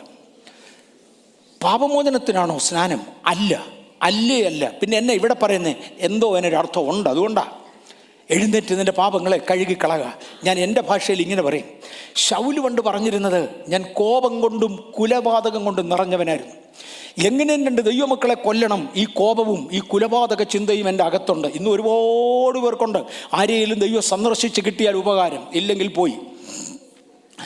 എൻ്റെ ഹൃദയം ഇതെല്ലാം കൊണ്ട് നിറഞ്ഞിരിക്കുകയായിരുന്നു. ആകയാൽ അതെല്ലാം കൂടെ തൻ്റെ ദമസ്കോസിൻ്റെ പടിവാതിക്കൽ ഞാൻ കമത്തി. എൻ്റെ ഈ മൺപാത്രത്തിനകത്ത് കോപം, ക്രോധം, ശാഠ്യം, പിന്നെ ഒരുപാട് പേരെ ഉപദ്രവിക്കണമെന്നുള്ള ചിന്ത, കഴിയുമെങ്കിൽ ശിഷ്യന്മാരെ മുഴുവനും പിടിച്ചു കെട്ടി ഈ പട്ടണത്തിൽ നിന്ന് ക്രിസ്തീയത്വം നിർത്തിക്കളയണമെന്ന താല്പര്യം, ഈ ഭാഷയിൽ നിന്ന് ക്രിസ്ത്യാനിത്വം നിർത്തിക്കളയണമെന്ന താല്പര്യം, ഇതെല്ലാം എൻ്റെ അകത്തുണ്ടായിരുന്നു. പക്ഷേ ഇതെല്ലാം കൂടെയാണ് ദമസ്കോസിൻ്റെ പടിവാതിക്കൽ തറയിപ്പോയത്. ഇതെല്ലാം അങ്ങ് പോയി. കാര്യം ദൈവതേജസ് അകത്തോട്ട് വന്നതോടെ മറ്റെല്ലാം അങ്ങ് പോയി. അങ്ങനെയാണെങ്കിൽ ഇനി അനന്യാസെ ഈ പാത്രം ഒന്ന് കഴുകണം. ഈ മൺപാത്രത്തിനകത്ത് ഇരുന്ന വല്ലാത്ത അഴുക്കിൻ്റെ ചുവയൊന്ന് മാറേണ്ടതിന് ഈ മൺപാത്രം ഒന്ന് കഴുകണം. അതുകൊണ്ട് തന്നെയാണ് അനന്യാസ് പറഞ്ഞത്, എഴുന്നേറ്റ് സ്നാനമേറ്റ് നിൻ്റെ പാപങ്ങളെ കഴുക, എന്നിട്ട് മുന്നോട്ട് വാ. ഓക്കെ, അദ്ദേഹത്തെ സ്നാനപ്പെടുത്തി അയച്ചു. ഒരു കോള്. തുടർന്ന് അദ്ദേഹം പറഞ്ഞു, അവൻ എനിക്ക് വേണ്ടി എന്തെല്ലാം സഹിക്കാനുണ്ട് എന്ന് ഞാൻ അവനെ അറിയിക്കും. അനന്യാസ് കാര്യങ്ങളെല്ലാം തുറന്നു പറഞ്ഞു. പൗലോസിൻ്റെ വിളിയുടെ ലക്ഷ്യം, തൻ്റെ പോക്ക്, കഷ്ടാനുഭവങ്ങൾ എന്നിവ ഡീറ്റെയിൽസ് മുഴുവനും പറഞ്ഞു. ഒരു പുതിയ ഉദാഹരണമായി, ഒരു പുതിയ പർപ്പസിന് വേണ്ടി ദൈവം അദ്ദേഹത്തെ തിരഞ്ഞെടുത്തു. മൂന്നാമത്തെ ഉദാഹരണം ഞാൻ എടുക്കാൻ ആഗ്രഹിക്കുന്നത് മോശ തന്നെയാണ്. നമ്മളൊന്ന് തൊട്ടു, അതുകൊണ്ട് വിശദീകരിക്കുന്നില്ല. പുറപ്പാട് പുസ്തകം 3-ാം അധ്യായത്തിൻ്റെ 7-8 വാക്യങ്ങളിൽ യഹോവ അരുളിച്ചത്, മിസ്രയീമിലുള്ള ജനത്തിൻ്റെ കഷ്ടത ഞാൻ കണ്ടു. ഊഴവിചാരകന്മാർ നിമിത്തമുള്ളവരുടെ നിലവിളിയും കേട്ടു. ഞാൻ അവരുടെ സങ്കടങ്ങൾ അറിയുന്നു. അവരെ മിസ്രയീമ്യരുടെ കയ്യിൽ നിന്ന് വിടുവിപ്പാനും ആ ദേശത്ത് നിന്ന് നല്ലതും വിശാലവുമായ ദേശത്തേക്ക്, പാലും തേനും ഒഴുകുന്ന ദേശത്തേക്ക്, കനാന്യർ, ഹിത്യർ, അമോര്യർ, പെരിസ്യർ, ഹിവ്യർ, യെബൂസ്യർ എന്നിവരുടെ സ്ഥലത്തേക്ക് അവരെ കൊണ്ടുപോകുവാനും ഞാൻ ഇറങ്ങി വന്നിരിക്കുന്നു. മോശെ, ഞാൻ ഇറങ്ങി വന്നിരിക്കുക. ഞാൻ വ്യക്തിപരമായി ഒറ്റയ്ക്ക് പോകത്തില്ല. എന്തോ ഇന്ന് ഈ അതിഭയങ്കരമായ ദൂത, ഞാൻ ഇറങ്ങി വന്നിരിക്കുന്നു. ഞാൻ വ്യക്തിപരമായി ഒറ്റയ്ക്ക് പോകത്തില്ല. എന്നെ വഹിച്ചു കൊണ്ടുപോകുവാൻ എനിക്കൊരാൾ വേണം. എന്നെ വഹിച്ചു കൊണ്ടുപോകുവാൻ എനിക്കൊരാൾ വേണം. ഇന്ന് പകൽ ക്രിസ്തുവിൻ്റെ വാഹകരായി മാറുവാൻ, പരിശുദ്ധാത്മാവിൻ്റെ വാഹകരായി മാറുവാൻ, പരിശുദ്ധാത്മാവിനെ വഹിച്ചു കൊണ്ടുപോകുവാൻ, ഒരു പുതിയ ദൈവ സാന്നിധ്യം വഹിച്ചു കൊണ്ടുപോകുവാൻ, ഒരു പുതിയ ദൈവകൃപ വഹിച്ചു കൊണ്ടുപോകുവാൻ, ഒരു ദൈവിക അധികാരം വഹിച്ചു കൊണ്ടുപോകുവാൻ ചില മൺപാത്രങ്ങൾ ദൈവത്തിന് വേണം. ദൈവത്തിൻ്റെ സ്വരൂപത്തിലും ദൈവത്തിൻ്റെ സാദൃശ്യത്തിലും നിർമ്മിക്കപ്പെട്ടതും ദൈവകൃപ നിലനിർത്തുന്നതുമായ ദൈവ പൈതലേ, താങ്കളുടെ ശരീരം എനിക്ക് ആവശ്യമാണ്. എന്തിന്? എൻ്റെ സാന്നിധ്യം കൊണ്ടുപോകുവാൻ. ആ സാന്നിധ്യം കൊണ്ടുപോകുവാൻ എനിക്ക് വേണം. അങ്ങനെ ദൈവം മോശയെ വിളിച്ചിറക്കുന്നതായി കാണാം. ഞാൻ 3-4 പേരുടെ കാര്യം എടുത്തു പറഞ്ഞു. അബ്രഹാമിനെ തൊട്ടു, പൗലൂസിനെ തൊട്ടു, മോശയെ തൊട്ടു. ഇവരെ ആരും തന്നെ ഒരു പള്ളി വെച്ചല്ല ദൈവം വിളിച്ച്. ഈ ഇനീഷ്യൽ കോൾ ഒരിക്കലും ഒരു പള്ളിക്കകത്ത് വെച്ചായിരുന്നില്ല, ഒരു ദേവാലയത്തിനകത്ത് വെച്ചായിരുന്നില്ല. ഇവരൊക്കെ വേല ചെയ്തിരുന്ന സ്ഥലത്ത് വെച്ചാണ് ഈ വിളി. ഇന്ന് പകലും ഒരുപാട് പേർ എന്നെ ശ്രദ്ധിക്കുന്നവർ വേല ചെയ്യുന്ന ഇടത്ത് വെച്ചായിരിക്കും. ദേവാലയത്തിനകത്ത് വെച്ച് വിളിച്ചു കൂടെന്നല്ല ഞാൻ പറഞ്ഞത്. പക്ഷെ ഇവരെ ആരെയും വിളിച്ചത് ദേവാലയത്തിൽ വെച്ചല്ല, സാധാരണ സ്ഥലങ്ങളിൽ വെച്ചാണ് അവരെ വിളിച്ചത്. രണ്ടാമത്തെ കോളിനെ ഫോളോ അപ്പ് കോൾ എന്ന് ഞാൻ വിളിക്കട്ടെ. Follow up call. ഇവർക്കെല്ലാവർക്കും, അബ്രഹാമിനും, ഞാൻ ഇനി അത് വിശദീകരിക്കത്തില്ല, സമയം പോയി. അബ്രഹാമിനും മോശയ്ക്കും പൗലൂസിനും അന്നന്ന് ചെയ്യേണ്ടത് പറഞ്ഞു കൊടുക്കാൻ ദൈവസാന്നിധ്യം കൂടെ ഉണ്ടായിരുന്നു. വിളിച്ചിറക്കിയ ദൈവത്തിൻ്റെ വിശ്വസ്തത, ദൈവത്തോട് പറ്റി നിന്നാൽ. ഇതിനിടയ്ക്ക് ഒരുപാട് എതിരുണ്ട്. മതഭേദമെന്ന് പറഞ്ഞുകൊണ്ട് ഒരു കൂട്ടം ആളുകൾ ഒരു വശത്തൂടെ, കൊന്നുകളയണമെന്ന് പറഞ്ഞ് വേറൊരു കൂട്ടം ആളുകൾ വേറൊരു വശത്തൂടെ, കല്ലെറിയണമെന്ന് പറഞ്ഞ് ഇനിയൊരു കൂട്ടർ വേറൊരു ഭാഗത്തൂടെ, എല്ലാ വട്ടത്തുനിന്നും ആളുകൾ അടുക്കുമ്പോൾ ഞാനാകുന്നുവെന്ന് പറഞ്ഞ് എന്നോടുകൂടെ നിൽക്കാമെന്ന് പറഞ്ഞവനോട് പറ്റി നിൽക്കുന്ന ദൈവ പൈതലേ, നിങ്ങൾ അതാത് സമയങ്ങളിൽ ദൈവശബ്ദം കേട്ടുകൊണ്ടിരിക്കും. ഇന്ന് രാവിലെ സുനിൽ പാസ്റ്ററെ അകത്തോട്ട് വിളിച്ച് ഞാൻ ഒരു കാര്യം പറയണം. രാവിലെ ഇരുന്നപ്പോൾ ഒരു ദൈവാത്മാവിനോട് ചില കാര്യങ്ങൾ പറയുന്നു. അത് പിന്നെ സമയത്തിന് അറിയിച്ചോളാം. ചില കാര്യങ്ങൾ ദൈവാത്മാവിനോട് പറയുന്നുണ്ട്. ദൈവം അത് ചെയ്യും. അത് റീകൺഫേം ചെയ്യുക പരിശുദ്ധാത്മാവ്. ഈ ദിവസങ്ങളിൽ ദൈവസഭയ്ക്ക് വേണ്ടി പ്രാർത്ഥിക്കാൻ ആൾ വേണം. സഭകൾ കംപ്ലീറ്റ്ലി നശിച്ചു പോകുമാറ് ഈ ഭയങ്കര എതിർപ്പുകളും ശത്രുത്വങ്ങളുമാണ് സഭയ്ക്കെതിരെ ഉള്ളത്. ഇന്ന് രാവിലെ നേരം വെളുക്കുമ്പോൾ ഓൾ ഇന്ത്യ അസംബ്ലീസ് ഓഫ് ഗോഡിൻ്റെ വാട്സപ്പ് ഗ്രൂപ്പിൽ നിന്ന് ഒരു പാസ്റ്റർ ട്രില്യൻ, എനിക്ക് അദ്ദേഹത്തെ അറിയാം, പേഴ്സണലി കണ്ടിട്ടില്ല, അദ്ദേഹം ഞാനോട് ഒത്തിരി നേരം സംസാരിച്ചിട്ടുണ്ട്. ഒരു പാസ്റ്റർ ട്രില്യൻ ഒരു മെസ്സേജ് ഇട്ടിരുന്നു. എനിക്ക് തോന്നുന്നത് 1551 ജൂൺ മാസം 4-ാം തീയതി. അദ്ദേഹത്തിൻ്റെ ആരെങ്കിലും വായിച്ചവരുണ്ടോ? സുവിശേഷം പഠിപ്പിക്കുന്ന കാരണത്താൽ, സ്നാനത്തെക്കുറിച്ച് പഠിപ്പിക്കുന്ന കാരണത്താൽ ഒരാളുടെ നാക്ക് ചുട്ടുകളഞ്ഞു. പിഴുതുകളയല്ലായിരുന്നു, ആക്ച്വലി അവരുടെ പേര് കിട്ടുമെന്ന് നോക്കിയൊക്കെ. പാസ്റ്റർ ട്രില്യൻ നാക്ക് ആക്ച്വലി ചുടുകായിരുന്നു. അദ്ദേഹം ഒരു കുടിൽ കൊണ്ട് അദ്ദേഹത്തിൻ്റെ നാക്ക് വലിച്ചു നീട്ടിയിട്ട് പഴുത്ത ഇരുമ്പ് കൊണ്ട് അദ്ദേഹത്തിൻ്റെ നാക്ക് ചുട്ടുകളയായിരുന്നു ചെയ്തത്. ആ നാക്ക് ചുട്ട സമയത്ത് അതിൽ പിടിച്ചിരുന്ന കൊടിൽ ഈ നാക്ക് ഉരുകി പറ്റിപ്പോയതിനാൽ തിരിച്ച് എടുക്കാൻ വയ്യാതെ വന്നു. ക്രിസ്ത്യങ്ങളിൽ രാവിലെ ഒത്തിരി പേര് എനിക്കത് അയച്ചിട്ടുണ്ടായിരുന്നു. ക്രിസ്ത്യാനികൾ ആരംഭകാലങ്ങളിൽ ഒരു കൊടിലിൻ്റെ, അങ്ങനെ നാക്ക് വലിച്ചു പഴിക്കുന്ന ഒരു കൊടിലിൻ്റെ ചിത്രം കാണിച്ചുകൊണ്ട് വിശ്വസ്തതയുടെ ചിഹ്നമാണിത് എന്ന് പറയുകയുണ്ടായി. നാക്ക് പറിക്കപ്പെട്ടവരൊക്കെ ഒരുപാട് പേരുണ്ട്. ഇന്നും യെരമ്യാവിൻ്റെ കാലത്ത് തുടങ്ങിയത് പ്രസംഗിക്കരുതെന്ന് അവർ പ്രസംഗിച്ചു. യെരമ്യാവ് പ്രസംഗിക്കരുതെന്ന് ശത്രുക്കൾ പ്രസംഗിച്ചു. അതൊക്കെ അന്നും സംസാരം നിർത്താൻ, പ്രസംഗം നിർത്താൻ, ചെകുത്താൻ ഒക്കുന്നിടത്തോളം ഒക്കെ ചെയ്യും. അവൻ ഒക്കുന്ന കൊടിലെല്ലാം കൊണ്ടുവരും. അതെല്ലാം അവിടെ ഇരിക്കട്ടെ. ഈ കൊടിലുകളെ കാണിച്ചും കൊണ്ട് പറയുന്നത് ഇത് വിശ്വസ്തതയുടെ സൈനായി, ചിഹ്നമായി അംഗീകരിക്കുന്നു. ഓക്കെ, അതിശക്തമായ പ്രതികൂലങ്ങൾ ഉണ്ടാകും. ഓൾറെഡി ലോകത്തിലെ ക്രിസ്ത്യാനികൾ പ്രതികൂലത്തിൻ്റെ വക്കിലാണ്. കർത്താവ് സഭയെ നിലനിർത്തണമെങ്കിൽ എടുത്ത് പ്രാർത്ഥിക്കുന്ന ചിലരുണ്ടായിരിക്കണം. ആ കൂട്ടത്തിൽ ഒരാളാകുവാൻ കർത്താവ് എന്നെയും വിളിക്കുന്നുവെന്ന് ഉറപ്പുള്ളവർക്കായി ഞാൻ ദൈവത്തെ സ്തുതിക്കുന്നു. There are follow up calls. ഇവരെല്ലാം പോയ വഴിക്ക് മുഴുവനും അവിടെയോ ഈ ദൈവത്തിൻ്റെ വിളി ഉണ്ടാകും. ദൈവം അടയാളങ്ങൾ കൊണ്ട് ആ വിളി ചിലപ്പോൾ കാണിച്ചു കൊടുക്കും. ശബ്ദം കൊണ്ട് ചിലപ്പോഴാ വിളി ദൈവം കേൾപ്പിക്കും. മോശെ ദൈവം വ്യക്തിപരമായി ശബ്ദം കൊണ്ട് വിളിച്ചു. കാലത്തിൻ്റെ പോക്കിൽ പറഞ്ഞു, നിന്റെ ജനമെല്ലാം കൂടാരമടിച്ച് കിടക്കണം.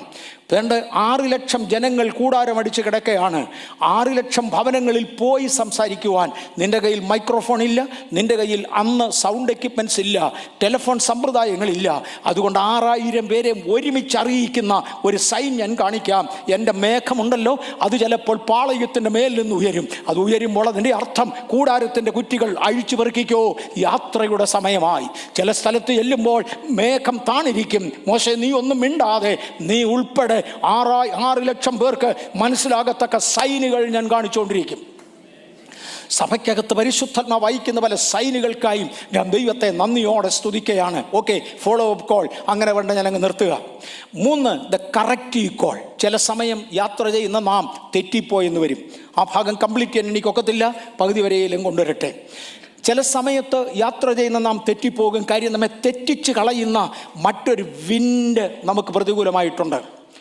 മറ്റൊരു കാറ്റ് നമുക്ക് വിരോധമായി അടിക്കുന്നുണ്ട്. മറ്റൊരു ട്രെൻഡ് നമ്മെ കൊണ്ടുപോകാൻ വേണ്ടിയുണ്ട്. മറ്റൊരു ടെൻഡൻസി നമ്മെ മാറ്റിക്കളയാനുണ്ട്. വേറൊരു ഇൻഫ്ലുവൻസ്. ആ പേര് കിട്ടിയോ അവനെ? Hans Bright. ബ്രസീലാണ് തോന്നില്ലയോ? ഓക്കെ, ബ്രസീലാണെന്ന് തോന്നുന്നു. ബ്രസീലുകാരനാണെന്ന് തോന്നുന്നു. നിൽക്കട്ടെ. നെതർലാൻഡുകാരനാണ്, സോറി. പോട്ടെ, ഞാൻ ആ ഭാഗത്ത് നിൽക്കുന്നില്ല. തിരിച്ചു വന്നു കഴിഞ്ഞാൽ പിന്നെ നമുക്ക് വേറെ എങ്ങും പോകാൻ ഒക്കുകയില്ല. ഞാനങ്ങ് നിന്നു പോവും. അതുകൊണ്ട് എൻ്റെ സബ്ജക്റ്റിൽ കൂടെ തന്നെ മുന്നോട്ട് പോട്ടെ. അതിശയങ്കര പ്രതികൂലങ്ങൾ അടിക്കുന്ന സമയത്ത് കർത്താവിന് വേണ്ടി നേരെ നിൽക്കുവാൻ ചിലരെ ദൈവം ഒരുക്കട്ടെ. പോകുന്ന പോക്കിൽ നമ്മെ ഡൈവേർട്ട് ചെയ്ത് കളയുന്ന ഒരുപാട് ശക്തികൾ കാണും. ഇതിനകത്ത് ഞാൻ ഞായറാഴ്ച ജനുവരി മാസം 1-ാം തീയതി വെളുപ്പിനെ എടുത്ത മെസ്സേജിനകത്ത് നക്ഷത്രം കാണുകയും നക്ഷത്രത്തിൻ്റെ പുറകെ യാത്ര ചെയ്ത ശേഷം നക്ഷത്രത്തിലെ നോട്ടം വിട്ട് കൊട്ടാരത്തെ നോക്കുകയും കൊട്ടാരത്തിൽ കയറുകയും വീണ്ടും ദൈവിക നക്ഷത്രം കാണിച്ചുകൊണ്ട് ശിശു ഇരിക്കുന്ന സ്ഥലത്തിൻ്റെ മീതെ എത്തുകയും ചെയ്ത 3 വിദ്വാൻമാരെ കുറിച്ച് ഞാൻ സംസാരിച്ചിരുന്നു. മത്തായിയുടെ സുവിശേഷത്തിൽ നിന്നാണ്, 2-ാം അധ്യായത്തിൽ നിന്നാണ് ആ ഭാഗങ്ങൾ നമ്മൾ എടുത്തത്. ഇവർ സാധാരണക്കാരല്ല, ദേ ആർ എബവ് ആവറേജ്. ഞാൻ പറഞ്ഞിരുന്നു, ഈ 3 രാജാക്കന്മാരുടെ കാരവാനും മറ്റുമുണ്ട്. ഇല്ലെങ്കിൽ ഒരിക്കലും ഫറവോൻ്റെ കൊട്ടാരത്തിൽ കയറാനൊക്കത്തില്ല. ഇല്ലെങ്കിൽ ഒരിക്കലും രാജാവിൻ്റെ കൊട്ടാരത്തിൽ കയറാനൊക്കത്തില്ല. അവർ യാത്ര ചെയ്യുന്നത് നക്ഷത്രത്തെ നോക്കിയാണ്. അവരെ ഗൈഡ് ചെയ്യുന്ന ഒരു സിംഗിൾ സ്റ്റാർ. ഇന്ന് എന്നെ ഗൈഡ് ചെയ്യുന്ന സ്റ്റാറിനായി എൻ്റെ കർത്താവിനെ വാഴ്ത്തുന്നു. Is not brighter. ഈ ഭൂമിയിൽ സൂര്യനേക്കാൾ കൂടുതൽ ശക്തിയിൽ വരുന്ന ഒരു നക്ഷത്രവുമില്ല. പകൽക്കാലങ്ങളിൽ നക്ഷത്രം കാണത്തേ ഇല്ല. പക്ഷെ ഈ നക്ഷത്രത്തെ ശാസ്ത്രജ്ഞന്മാരാകയാൽ അവർ കണ്ടു. ആ നക്ഷത്രം ക്ലിയർ അല്ലായിരുന്നുവെന്ന് ഉറപ്പാണ്. എന്നാൽ അവിടെയും ഇവിടെയും ഇതിൻ്റെ ചിഹ്നങ്ങളുണ്ട്. ഇതിനകത്തിരിക്കുന്ന ചില ദൈവമക്കൾക്ക് 1000 ഡൗട്ട് ഉണ്ടെങ്കിലും എന്നെ ദൈവം വിളിച്ചിരിക്കുന്ന വഴി ഇതാണ് എന്ന് ഉറച്ചു നടക്കുന്നവർക്കായി സ്തോത്രം. നക്ഷത്രവും അതുപോലെ തന്നെയായിരുന്നു. നക്ഷത്രം ഇറ്റ് വാസ് നോട്ട് ബ്രൈറ്റ്. സൂര്യനെ പോലെ ബ്രൈറ്റ് അല്ലായിരുന്നു. അല്ലെങ്കിൽ അവർക്ക് നക്ഷത്രം നഷ്ടപ്പെടത്തില്ല. അവർ നോക്കിയും കണ്ടും ഇടയ്ക്കിടയ്ക്ക് കാണാം, ഇടയ്ക്കിടയ്ക്ക് നടക്കപ്പെടും. അങ്ങനെ പോവുകയാണ്. ഇടയ്ക്കിടയ്ക്ക് ജീവിതത്തിലൊരു നിരാശ ഉണ്ടാകും. ഇടയ്ക്കിടയ്ക്ക് പിന്മാറണമെന്ന് തോന്നും. വീണ്ടും നക്ഷത്രം പ്രത്യക്ഷമാകും, പറയും നടക്ക്, മുന്നോട്ട് നടക്ക്, you are on the right way, you are on the right path, മുന്നോട്ട് പോകാൻ പറയും. ഇടയ്ക്കിടയ്ക്ക് സംശയം ജ്വലിപ്പിക്കുന്ന അനേക കൃതികൾ എഴുന്നേറ്റ് വരും. അതിൻ്റെ നടുവിൽ പരിശുദ്ധാത്മാവ് പറയും മുന്നോട്ട് പോ. ഇങ്ങനെ കണ്ടു വന്നപ്പോൾ കണ്ണുകളെ കൂടുതൽ അട്രാക്റ്റ് ചെയ്യുന്ന ഒന്ന് കണ്ട്. ഈ പോയവർ തന്നെ ദേവർ കിങ്സ്. ശാസ്ത്രിമാർ എന്ന് വേദപുസ്തകത്തിലുണ്ടെങ്കിൽ ഇന്ന് കിങ്സ് എന്ന പദമാണ് ഇംഗ്ലീഷിൽ ഉപയോഗിച്ചിരിക്കുന്നത്. Devar the Kings. അവർ പോകുമ്പോൾ ഇസ്രയേലിൻ്റെ അടുക്കിൽ ഇരിക്കുന്ന, യെരുശലേമിലിരിക്കുന്ന ഒരു രാജകൊട്ടാരം കണ്ടു. ഇവരുടെ ലോജിക് അവരോട് പറഞ്ഞു, ഇവിടെ ആയിരിക്കണം. ഇസ്രയേലിൽ ജനിച്ചിരിക്കുന്ന രാജാവിനെ കാണാനല്ല ഇറങ്ങിയത്. അവരുടെ ലോജിക്, ഒരിക്കലും ദൈവാലോചനയും ലോജിക്കും കൂടെ ചേർക്കരുത്. ഇത് തമ്മിൽ ചേരത്തില്ല. ഐ റിപ്പീറ്റ്, ഒരിക്കലും ദൈവാലോചനയും നമ്മുടെ സ്വന്തം ലോജിക്കുമായി ചേർക്കരുത്. ഇത് രണ്ടും കൂടി ഒരുമിച്ച് പോകത്തില്ല. നമ്മുടെ സ്വന്തം കാര്യത്തിന് വേണ്ടി നമ്മുടെ ലോജിക്ക് വേണം, എന്നാൽ ദൈവകാര്യം നോക്കുവാൻ ദൈവാലോചന മാത്രം മതി. അത് ഈ ലോജിക്കുകളെ അതിജീവിക്കുന്നതാണ്. ഈ ലോജിക്കുകൾക്ക് അപ്പുറത്താണത്. ദൈവാലോചനയുമായി പോകുന്നവർക്കായി സ്തോത്രം. ഇവർ ഈ നക്ഷത്രം കണ്ടു, നക്ഷത്രത്തെ തുടർന്ന് യാത്ര ചെയ്തു. പക്ഷേ കൊട്ടാരത്തിൻ്റെ അടുക്കെത്തിയതോടെ അവരുടെ നോട്ടം മാറി, കൊട്ടാരത്തിലേക്ക് നോട്ടമായി. വീണ്ടും അവർ വെയിറ്റ് ചെയ്യേണ്ടതായിരുന്നു നക്ഷത്രം വെളിപ്പെടാൻ. അല്പസമയം നക്ഷത്രം നഷ്ടമായ സാഹചര്യത്തിലായിരിക്കണം. ഞാൻ പറഞ്ഞില്ല, it was never too bright, അല്ലെങ്കിൽ അവർക്ക് ഈ സംഭവിക്കത്തില്ല. അവർ കൊട്ടാരം കണ്ടപ്പോൾ നക്ഷത്രം കണ്ടില്ല. ആകയാൽ അവർ കൊട്ടാരത്തിലേക്ക് കയറി. ആ തികഞ്ഞ ആത്മാർത്ഥതയിലൊരു ചോദ്യം ചോദിച്ചു, യഹൂദന്മാരുടെ രാജാവായി പിറന്നവൻ എവിടെ? ഞങ്ങളവനെ കണ്ട് നമസ്കരിക്കാൻ വന്നിരിക്കുക. രാജകൊട്ടാരത്തിൽ കയറി തൻ്റെ ഇടത്തോടെ അങ്ങനെ പറയണമെങ്കിൽ ഇവരും അതിന് തുല്യരായ സ്ഥാനം വഹിക്കുന്നവരാ, അല്ലെങ്കിൽ കൊട്ടാരത്തിൽ പ്രവേശനമില്ല. ആ രാജാവ് ആകപ്പാടെ വിഡ്ഢി കളിച്ചു. അയാൾ യെരൂശലേമിലെ ആളുകളെ വിളിച്ചു വരുത്തി. അവർ പറഞ്ഞു, ബേത്ലഹേമിലാണ് ജനിക്കേണ്ടത്, സംഗതി സത്യമാണ്. പക്ഷേ അടുത്ത ദിവസം വീണ്ടും നക്ഷത്രം അവർക്ക് വെളിപ്പെട്ടു, ദൂതൻ അവർക്ക് വെളിപ്പെട്ടു, നക്ഷത്രം അവർക്ക് വെളിപ്പെട്ടു. ദൂതൻ പറഞ്ഞതനുസരിച്ച് നക്ഷത്രത്തെ പിന്തുടർന്നു. യേശു കുഞ്ഞിനെ കണ്ടു. അവരുടെ കാര്യം നേരെയായി. പക്ഷേ ഇതിനിടയ്ക്ക് ഒരു നല്ല ചായ കുടിച്ച് കാണും കൊട്ടാരത്തിൽ കയറിയപ്പം, ഒന്ന് വിശ്രമിച്ച് കാണും കൊട്ടാരത്തിൽ കയറിയപ്പോൾ. പക്ഷേ ആ തലമുറയിലുണ്ടായിരുന്ന 2 വയസ്സിന് താഴെയുള്ള സകല ആൺകുഞ്ഞുങ്ങളെയും കൊന്നുകളയത്തക്കവണ്ണം ഒരു മഹാസംഹാരമുണ്ടായി. ദൈവിക കാഴ്ചപ്പാട് ലഭിച്ചവർ, ദൈവിക ദർശനം പ്രാപിച്ചവർ, ദൈവത്തിൻ്റെ വഴിയിൽ നടക്കുന്നവർ 1 മിനിറ്റത്തേക്ക് വഴിതെറ്റിയാൽ സംഭവം തകരാറിലാകും. 1 മിനിറ്റത്തേക്ക് വഴിതെറ്റിപ്പോയാൽ, ഞാനും നിങ്ങളും ആ സ്ഥിതിയിലാണ്, മറക്കരുത്, സംഗതികൾ തകരാറിലാകും.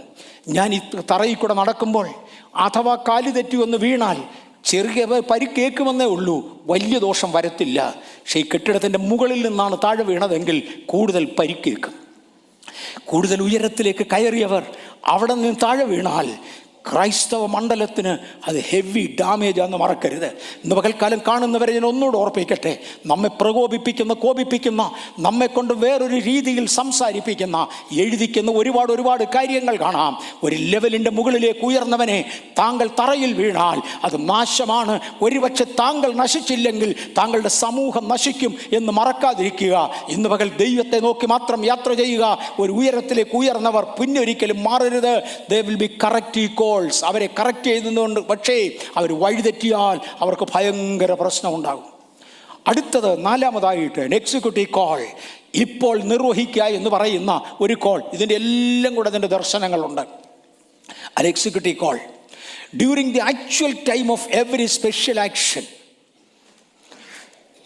എന്നെ വിളിച്ചുകൊണ്ട് പോയി എന്തിനാന്ന് എനിക്കറിയാം. പക്ഷെ ഒരു പർട്ടിക്കുലർ പോയിന്റ് ചെല്ലുമ്പോൾ ഇപ്പോൾ ചെയ്യുവാൻ പരിശുദ്ധാത്മാവ് ആവശ്യപ്പെടും. ഒരു എക്സിക്യൂട്ടീവ് കോളിനായി സ്തോത്രം, ഒരു എക്സിക്യൂട്ടീവ് കോളിനായി സ്തോത്രം. ഉൽപ്പത്തി പുസ്തകം 18:13 അബ്രഹാമിനെ ദൈവം വിളിച്ചത് ഒരു തലമുറയ്ക്ക് വേണ്ടിയാണ്. നീണ്ട വർഷങ്ങൾ, 25ഓളം വർഷം തലമുറയില്ലാതെ പോയി. ആകപ്പാടെ ബുദ്ധിമുട്ടി. സാറ ഒരല്പം വഴിതെറ്റി, അബ്രഹാം ഭയങ്കരമായിട്ട് വഴിതെറ്റിയ. സാറയേക്കാൾ ഒത്തിരി തെറ്റ് കാണിച്ച അബ്രഹാമാണ്.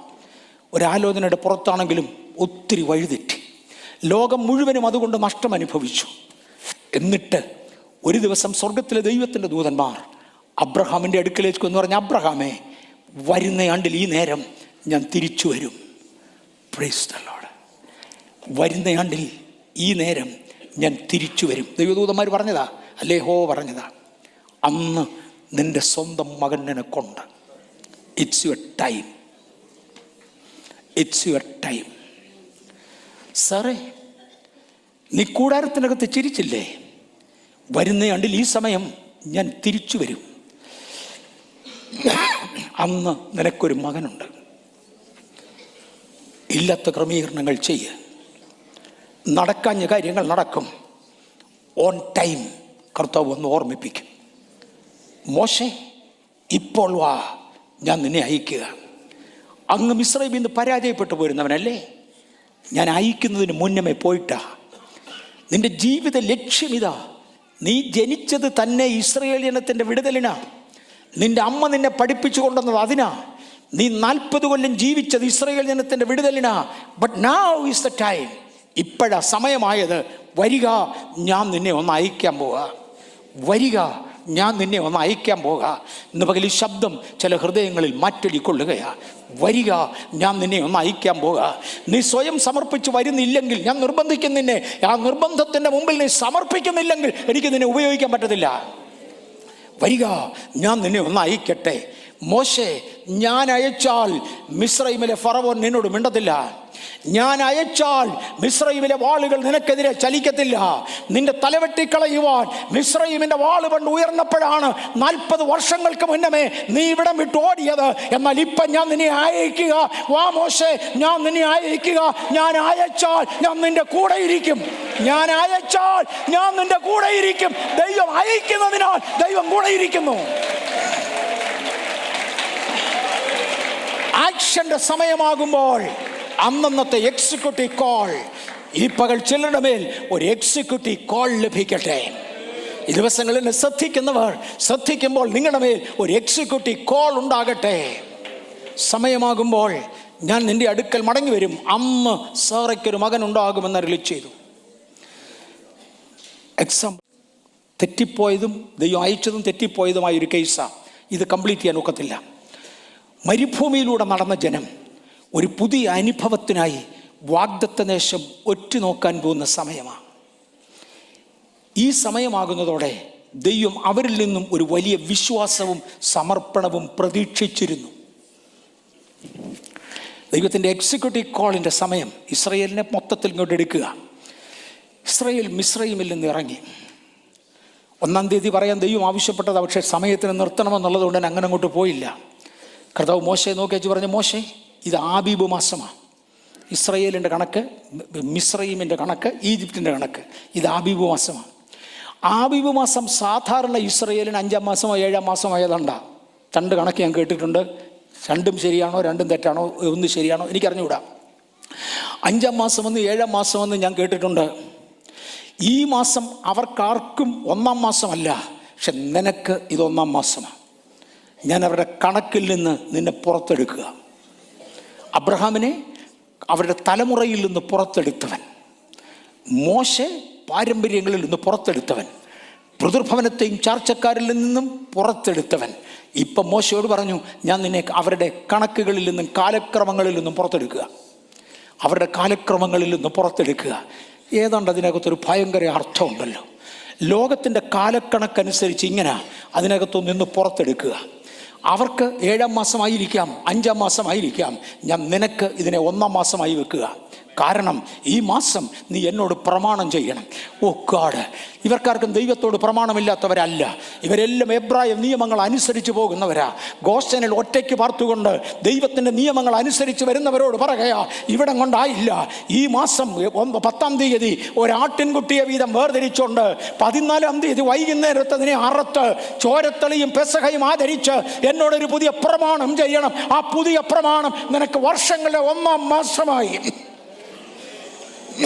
ഞാൻ ഈ മാസത്തെ മാറ്റുകയാണ്. ആബീബ് നിനക്ക് പ്രത്യേക മാസമായിരിക്കും. ഇങ്ങനെ അവരൊരു പുതിയ യാത്ര ആരംഭിച്ചു. അവരുടെ മുമ്പിൽ ദൈവം ചെങ്കടൽ പിളർത്തി. ചെങ്കടലിങ്കിൽ കുറച്ച് സമയം അവരെ പാർപ്പിച്ചു. അതായത് ചില ദിവസങ്ങൾ താമസിപ്പിച്ചു. എന്തിനാ? ആരും ചെങ്കടൽ കണ്ടില്ലെന്ന് വരരുത്. ആരും ചെങ്കടൽ ഇവിടെ വെള്ളം ഉണ്ടായിരുന്നെന്ന് കണ്ടില്ലെന്ന് പറയരുത്. നിങ്ങൾ കാണുമാറ് നിങ്ങളെ കൊണ്ട് ആക്കി. പ്രതിസന്ധികൾ നിങ്ങൾ കാണുക, എന്നിട്ട് ഞാൻ വിടുവിക്കുന്ന മാർഗവും കണ്ടോണം. മോശെ, നിന്റെ കയ്യിലുള്ള വടിയെടുത്ത് ചെങ്കടലിന് നേരെ നീട്ടി അതിനെ വിഭജിക്ക്. കർത്താവേ, മോശയോ? അതെ, മോശ. എത്ര ചെങ്കടൽ, എത്ര സഹോദരന്മാരുടെ മുമ്പിൽ, സഹോദരിമാരുടെ മുമ്പിൽ പിളർക്കപ്പെട്ടത് നമുക്കറിയാം. നിങ്ങളുടെ മുമ്പിൽ എത്രയോ അസാധ്യങ്ങൾ സംഭവ്യമായി വന്നത് നിങ്ങൾക്കറിയാം. മോശെ, കൈ നീട്ടി പിടിക്കുക. ശക്തിയേറിയ കിഴക്കൻ കാറ്റ് കർത്താവ് കൽപ്പിച്ചാക്കി. സമുദ്രത്തെ അടിച്ചു വറ്റിക്കുന്ന, സമുദ്രത്തെ അടിച്ചു പിന്തിരിപ്പിക്കുന്ന ശക്തിയേറിയ കിഴക്കൻ കാറ്റുകൾ യേശുവിൻ്റെ നാമത്തിൽ ദൈവജനത്തിൻ്റെ മുമ്പിൽ ഈ ദിവസങ്ങൾ എഴുന്നേൽക്കട്ടെ. എന്തിനു വേണ്ടി? ദൈവിക ഉദ്ദേശത്തിന് വേണ്ടി. ദൈവിക ഉദ്ദേശത്തിന് വേണ്ടി. എക്സിക്യൂട്ടീവ് കോള, കൈ നീട്ട്.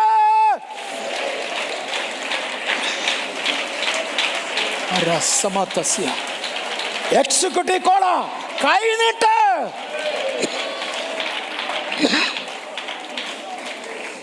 ചെങ്കടൽ ആർത്തിളകാഞ്ഞിട്ടല്ല, മിസ്രയീം സൈന്യം പുറകിൽ ഇല്ലാഞ്ഞിട്ടല്ല, ജനം പേടിച്ചു നിൽക്കുന്നതിൻ്റെ നടുവിൽ കൈനീട്ട് ചെങ്കടൽ പിളർന്നു മാറുന്നത് അവർ കണ്ടു. ചെങ്കടൽ പിളർന്നു മാറുന്നത് അവരുടെ സ്വന്തം കണ്ണുകൾ കൊണ്ട് കണ്ടു. ആ ചരിത്രത്തിൽ വേറെ ആരും കണ്ടിട്ടില്ലാത്ത കാഴ്ച ആ ഒരു ജനറേഷൻ കണ്ടു. അവരോട് പറഞ്ഞ് ഇറങ്ങ് സമുദ്രത്തിന് നടുവിലേക്ക്. ശക്തിയേറിയ കൊടുങ്കാറ്റ, മറക്കരുത്, കൊടുങ്കാറ്റ. സമുദ്രത്തിലെ വെള്ളത്തെ മാറ്റി നിർത്തത്തക്ക ശക്തിയേറിയ കൊടുങ്കാറ്റിൻ്റെ നടുക്കോട്ട് ഇന്നലെ ജനിച്ച കൊച്ചു കുഞ്ഞും നാളെ മരിക്കാനുള്ള അപ്പച്ചനുമായി അമ്മച്ചിയുമായി നീ അങ്ങോട്ട് ഇറങ്ങാൻ പറഞ്ഞാൽ ഇറങ്ങുവാനുള്ള അനുസരണം ജനം കാണിച്ചു. കാര്യം അവർ അത്ഭുതം കണ്ടു, ഈ ദൈവത്തിൻ്റെ വിടുതൽ കണ്ടു. ഞാനാണെ ചോദിച്ചേ, എന്തോ ഉദ്ദേശം കൊണ്ടാണ് ഇറങ്ങുന്നേ? എൻ്റെ അപ്പൻ ഇന്നോ നാളെയോ എന്ന് അറിഞ്ഞുകൂടാ, അത്രയും സീരിയസാ. അപ്പനെയും കൊണ്ട് ഈ കാറ്റിൻ്റെ നടുക്കോട്ട് ഇറങ്ങാനോ? എൻ്റെ കുഞ്ഞ് ഇന്നലെ ജനിച്ചതേ ഉള്ളൂ, ഈ കുഞ്ഞിന് ശ്വാസം മുട്ടും, ഈ കുഞ്ഞിനെയും കൊണ്ട് ഈ കാറ്റിൻ്റെ നടുവിലോട്ട് ഇറങ്ങാനോ?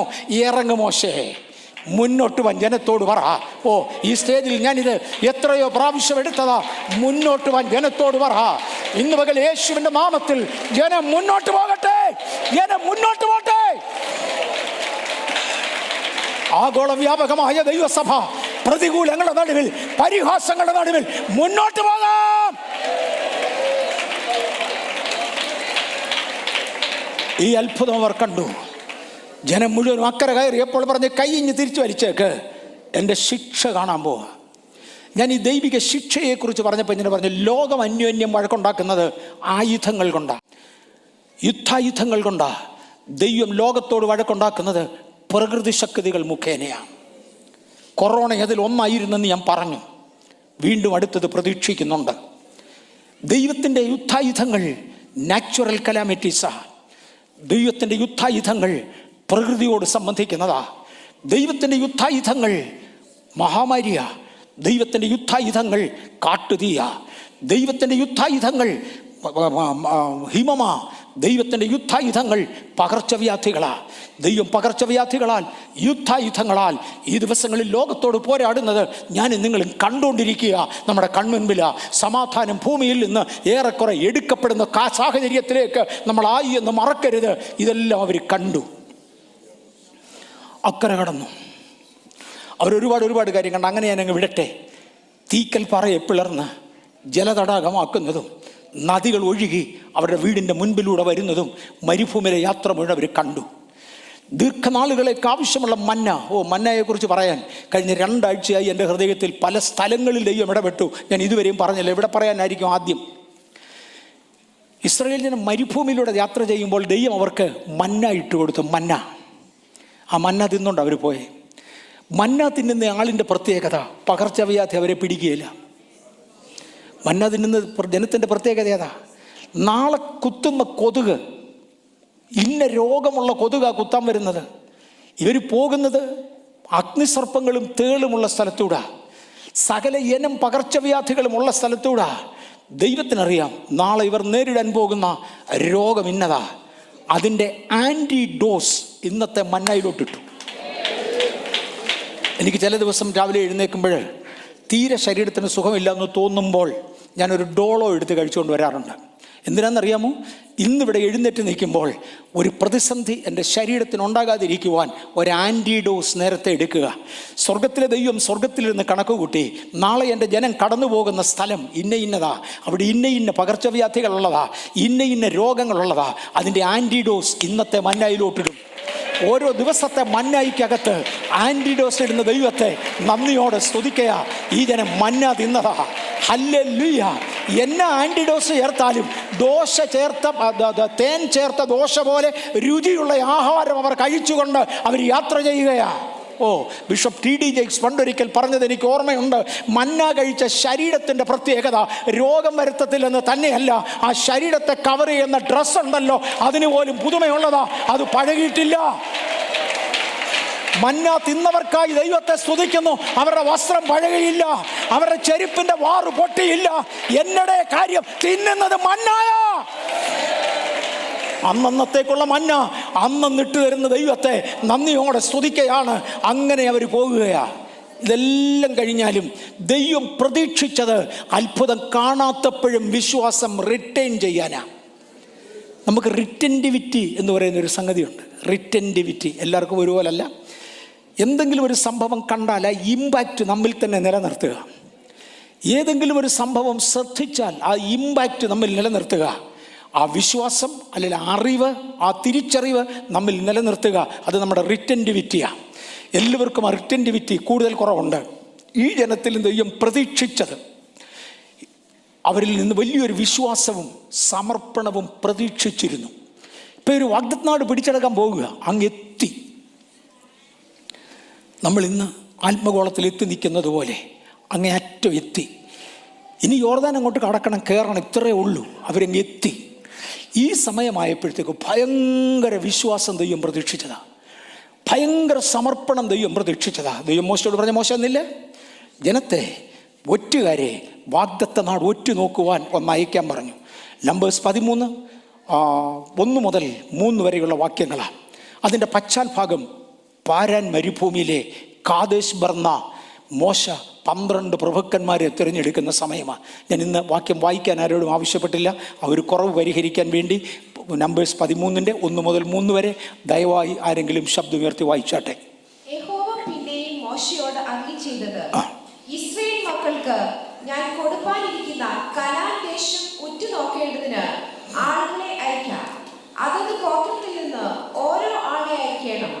അവരെല്ലാവരും പ്രമുഖന്മാരായിരിക്കണം. അങ്ങനെ മോശ യഹോവയുടെ കൽപ്പന പ്രകാരം പാരാൻ മരുഭൂമിയിൽ നിന്ന് അവരെ അയച്ചു. ആ പുരുഷന്മാരൊക്കെയും ഇസ്രായേൽ മക്കളിൽ തലവന്മാർ ആയിരുന്നു. ഇസ്രായേൽ മക്കളുടെ തലവന്മാരെന്നും പ്രഭുക്കന്മാരെന്നും 2 പദം കാണാം. പ്രഭുക്കന്മാരെന്ന പദം കൊണ്ട് ഇവിടെ ഉദ്ദേശിക്കുന്നത് ധനികന്മാരെന്നല്ല. ഐ റിപ്പീറ്റ്, പ്രഭുക്കന്മാരെന്നുള്ളത് കൊണ്ട് ഇവിടെ ഉദ്ദേശിക്കുന്നത് ധനികന്മാരെന്നല്ല. മരുഭൂമിയിലെ ഇസ്രായേൽ ധനികരായിരുന്നില്ല. എല്ലാവർക്കും ഉണ്ടായിരുന്നു, പക്ഷെ എല്ലാവരും ധനികരായിരുന്നില്ല. മരുഭൂമിയിലൂടെ പോകാവുന്നതൊക്കെ അവിടെ ഉള്ളൂ.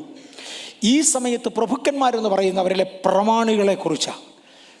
ജനം അംഗീകരിക്കുന്ന ആളുകൾ, മോശ അംഗീകരിച്ച ആളുകൾ, അവരിൽ പ്രമാണികളാണ്. അവർ തലവന്മാരായിരുന്നു. ഞാൻ ആ ഭാഗം ചുരുക്കി മാത്രം നിങ്ങളുടെ മുമ്പിലോട്ട് വെക്കാം. ഇവരെ 40 രാപകലുകൾ റിസ്ക് എടുത്ത് ഒറ്റുനോക്കാൻ പോയി. അവർ ചെന്ന് കണ്ടപ്പോൾ ദേശം അതിശക്തന്മാരെ കൊണ്ട് നിറഞ്ഞിരിക്കുന്ന ദേശമാണ്. പട്ടണങ്ങൾ വട്ടത്തിൽ മതിലുകൾ ഉള്ളതാ, കോട്ടയും കിടങ്ങും ഒക്കെ ഉള്ളതാ. ഇതിനകത്ത് ആരെങ്കിലും എതിർത്താൽ ഇവരെ കൊന്നുകളയുകയുള്ളൂ, ഇവർക്ക് രക്ഷപ്പെടാനൊക്കത്തില്ല. എന്നിട്ടും ഒരറ്റത്ത് നിന്ന് നോക്കി വെച്ച് നന്നായിരിക്കുന്നു, ബാക്കി നോക്കാം, പേടിയാന്നും പറഞ്ഞവർ വന്നില്ല. ജീവൻ റിസ്ക് ചെയ്ത് 40 രാപകലുകൾ അവർ നടന്നു. ഭയങ്കര മല്ലന്മാരുടെ ഇടയിലൂടെ അവർ പോയി. ആ മല്ലന്മാർ കൃഷി ചെയ്തതായ കൃഷി വസ്തുക്കളിൽ നിന്ന് കൊള്ളാവുന്നത് അവർ അറുത്തെടുത്തു. ഭയങ്കര സമർപ്പണമാണ് അവരുടെ, ഭയങ്കര സമർപ്പണമാണ്. ദൈവത്തിൻ്റെ അത്ഭുതങ്ങൾ കണ്ടവരാ, ദൈവം പ്രവർത്തിക്കുമെന്ന് അറിയാവുന്നവരാ. ഇതെല്ലാം അവർ അറുത്തെടുത്തു. അവർ തിരിച്ചു വന്നു. ഒരു അക്യുറേറ്റ് റിപ്പോർട്ട് അവർ ജനത്തിന് കൊടുത്തു. ഈ വന്നതിൽ 12 പേരും ഒരു അക്യുറേറ്റ് റിപ്പോർട്ട് ജനത്തിന് കൊടുത്തു. ദൈവം പറഞ്ഞതുപോലെ പാലും തേനും ഒഴുകുന്ന ദേശമാണ്. സമൃദ്ധിയുടെ അങ്ങേയറ്റമെന്നാണ് ആ വാക്കിൻ്റെ അർത്ഥം. സമൃദ്ധിയുടെ അങ്ങേയറ്റമുള്ള ദേശമാണ്. അവർ സാധാരണ പറിച്ചെടുത്തുകൊണ്ട് നടക്കുന്ന ഒരു മുന്തിരിക്കൊല ഞങ്ങൾ നോക്കിയിട്ട് 2 പേര് ചേർന്ന് എടുക്കാനൊക്കത്തുള്ളൂ. അത്രയും വലിപ്പമാണ്. 10-40 കിലോ ഒന്ന് കൂട്ടിക്കോ. ഞങ്ങളിൽ ഒരാൾക്ക് എടുക്കാനൊക്കത്തില്ല, 2 പേര് ചേർന്ന് എടുക്കാനൊക്കത്തുള്ളൂ. അത്രയും വലിപ്പമുള്ള മുന്തിരിക്കൊലകളാണ്. ദേശത്തെ അത്തിക്ക ഞങ്ങൾ കൊണ്ടുവന്നിട്ടുണ്ട്. ഞങ്ങൾ അവരുടെ ഫലങ്ങൾ കൊണ്ടുവന്നു. ദൈവം പറഞ്ഞതുപോലെ നിങ്ങൾ കാണ്, അതുപോലെ സത്യമാണ്. പക്ഷേ മുമ്പേ ഞാൻ പറഞ്ഞ പോലെ ഓൺ ലോജിക് ഒരല്പം കൂടെ 10 പേര് ചേർത്തു. 12 പേരാ പോയത്. 12 പേരും കൊള്ളാവുന്നവരാ, 12 പേരും പ്രമാണികളാ. ആ 12 പേർ പോയതിൽ 10 പേരും നല്ല കാര്യം വന്ന് പറഞ്ഞേച്ച് വേണ്ടാത്തതൊരല്പം കൂടെ ചേർത്തു. അതിനെ ദൈവവചനം വിളിക്കുന്നത് ദുർവർത്തമാനം ചേർത്തു. ദുർവർത്തമാനം ചേർത്തു, ലോജിക്കും കൂടെ അവർ ചേർത്തു. പക്ഷേ അനാഖ്യന്മാരുണ്ട്, ശക്തിയേറിയ മല്ലന്മാരുണ്ട്. നമ്മളവരോട് യുദ്ധം ചെയ്താൽ ജയിക്കത്തില്ല. ഞങ്ങൾ ഒരു കണക്കിൽ രക്ഷപ്പെട്ടു പോരുന്നു, പക്ഷെ നിങ്ങളെ വിടുകയില്ല. ഞങ്ങളത് കൊണ്ടുവന്നിരിക്കുകയല്ലേ. ഈ ആശയം എൻ്റെ ഗൗരവത്തിലെടുത്തോണം. ഞാൻ രക്ഷപ്പെട്ടു, കാര്യം ഞങ്ങൾ പ്രഭുക്കന്മാരാ, ഞങ്ങൾ രക്ഷപ്പെട്ടു. ഞങ്ങളവരുടെ ഇടയിൽ നിന്ന് മുന്തിരി കൊണ്ടുവന്നിട്ടുണ്ട്, ഞങ്ങളുടെ അവിടെ നിന്ന് അത്തിക്ക കൊണ്ടുവന്നിട്ടുണ്ട്, ഒലിവ് ഫലം കൊണ്ടുവന്നിട്ടുണ്ട്, ഞങ്ങളവിടുത്തെ കായ്കനികൾ കൊണ്ടുവന്നിട്ടുണ്ട്. ഞങ്ങൾ രക്ഷപ്പെട്ടു. പക്ഷെ നിങ്ങൾ പോയാൽ വിടത്തില്ല, നിങ്ങളെ കൊന്നുകളയും. ഈ മിടുക്കന്മാരെന്ന് പറയുന്നത് ഞങ്ങളുണ്ടല്ലോ, അവരുടെ അടുക്ക ചെന്നിട്ട് ഞങ്ങൾ അവരുടെ മുമ്പിൽ വെട്ടിക്കിളിയെപ്പോലിരുന്നു. 2022 ഞാൻ ഈ പദം ഇവിടെ പറഞ്ഞതാണ്. 2022 ഞാൻ ഈ പദം ഇവിടെ പറഞ്ഞ പെട്ടെന്നൊരു ഓർമ്മ കിട്ടി, സാഹചര്യവും ഞാൻ ഓർത്തു.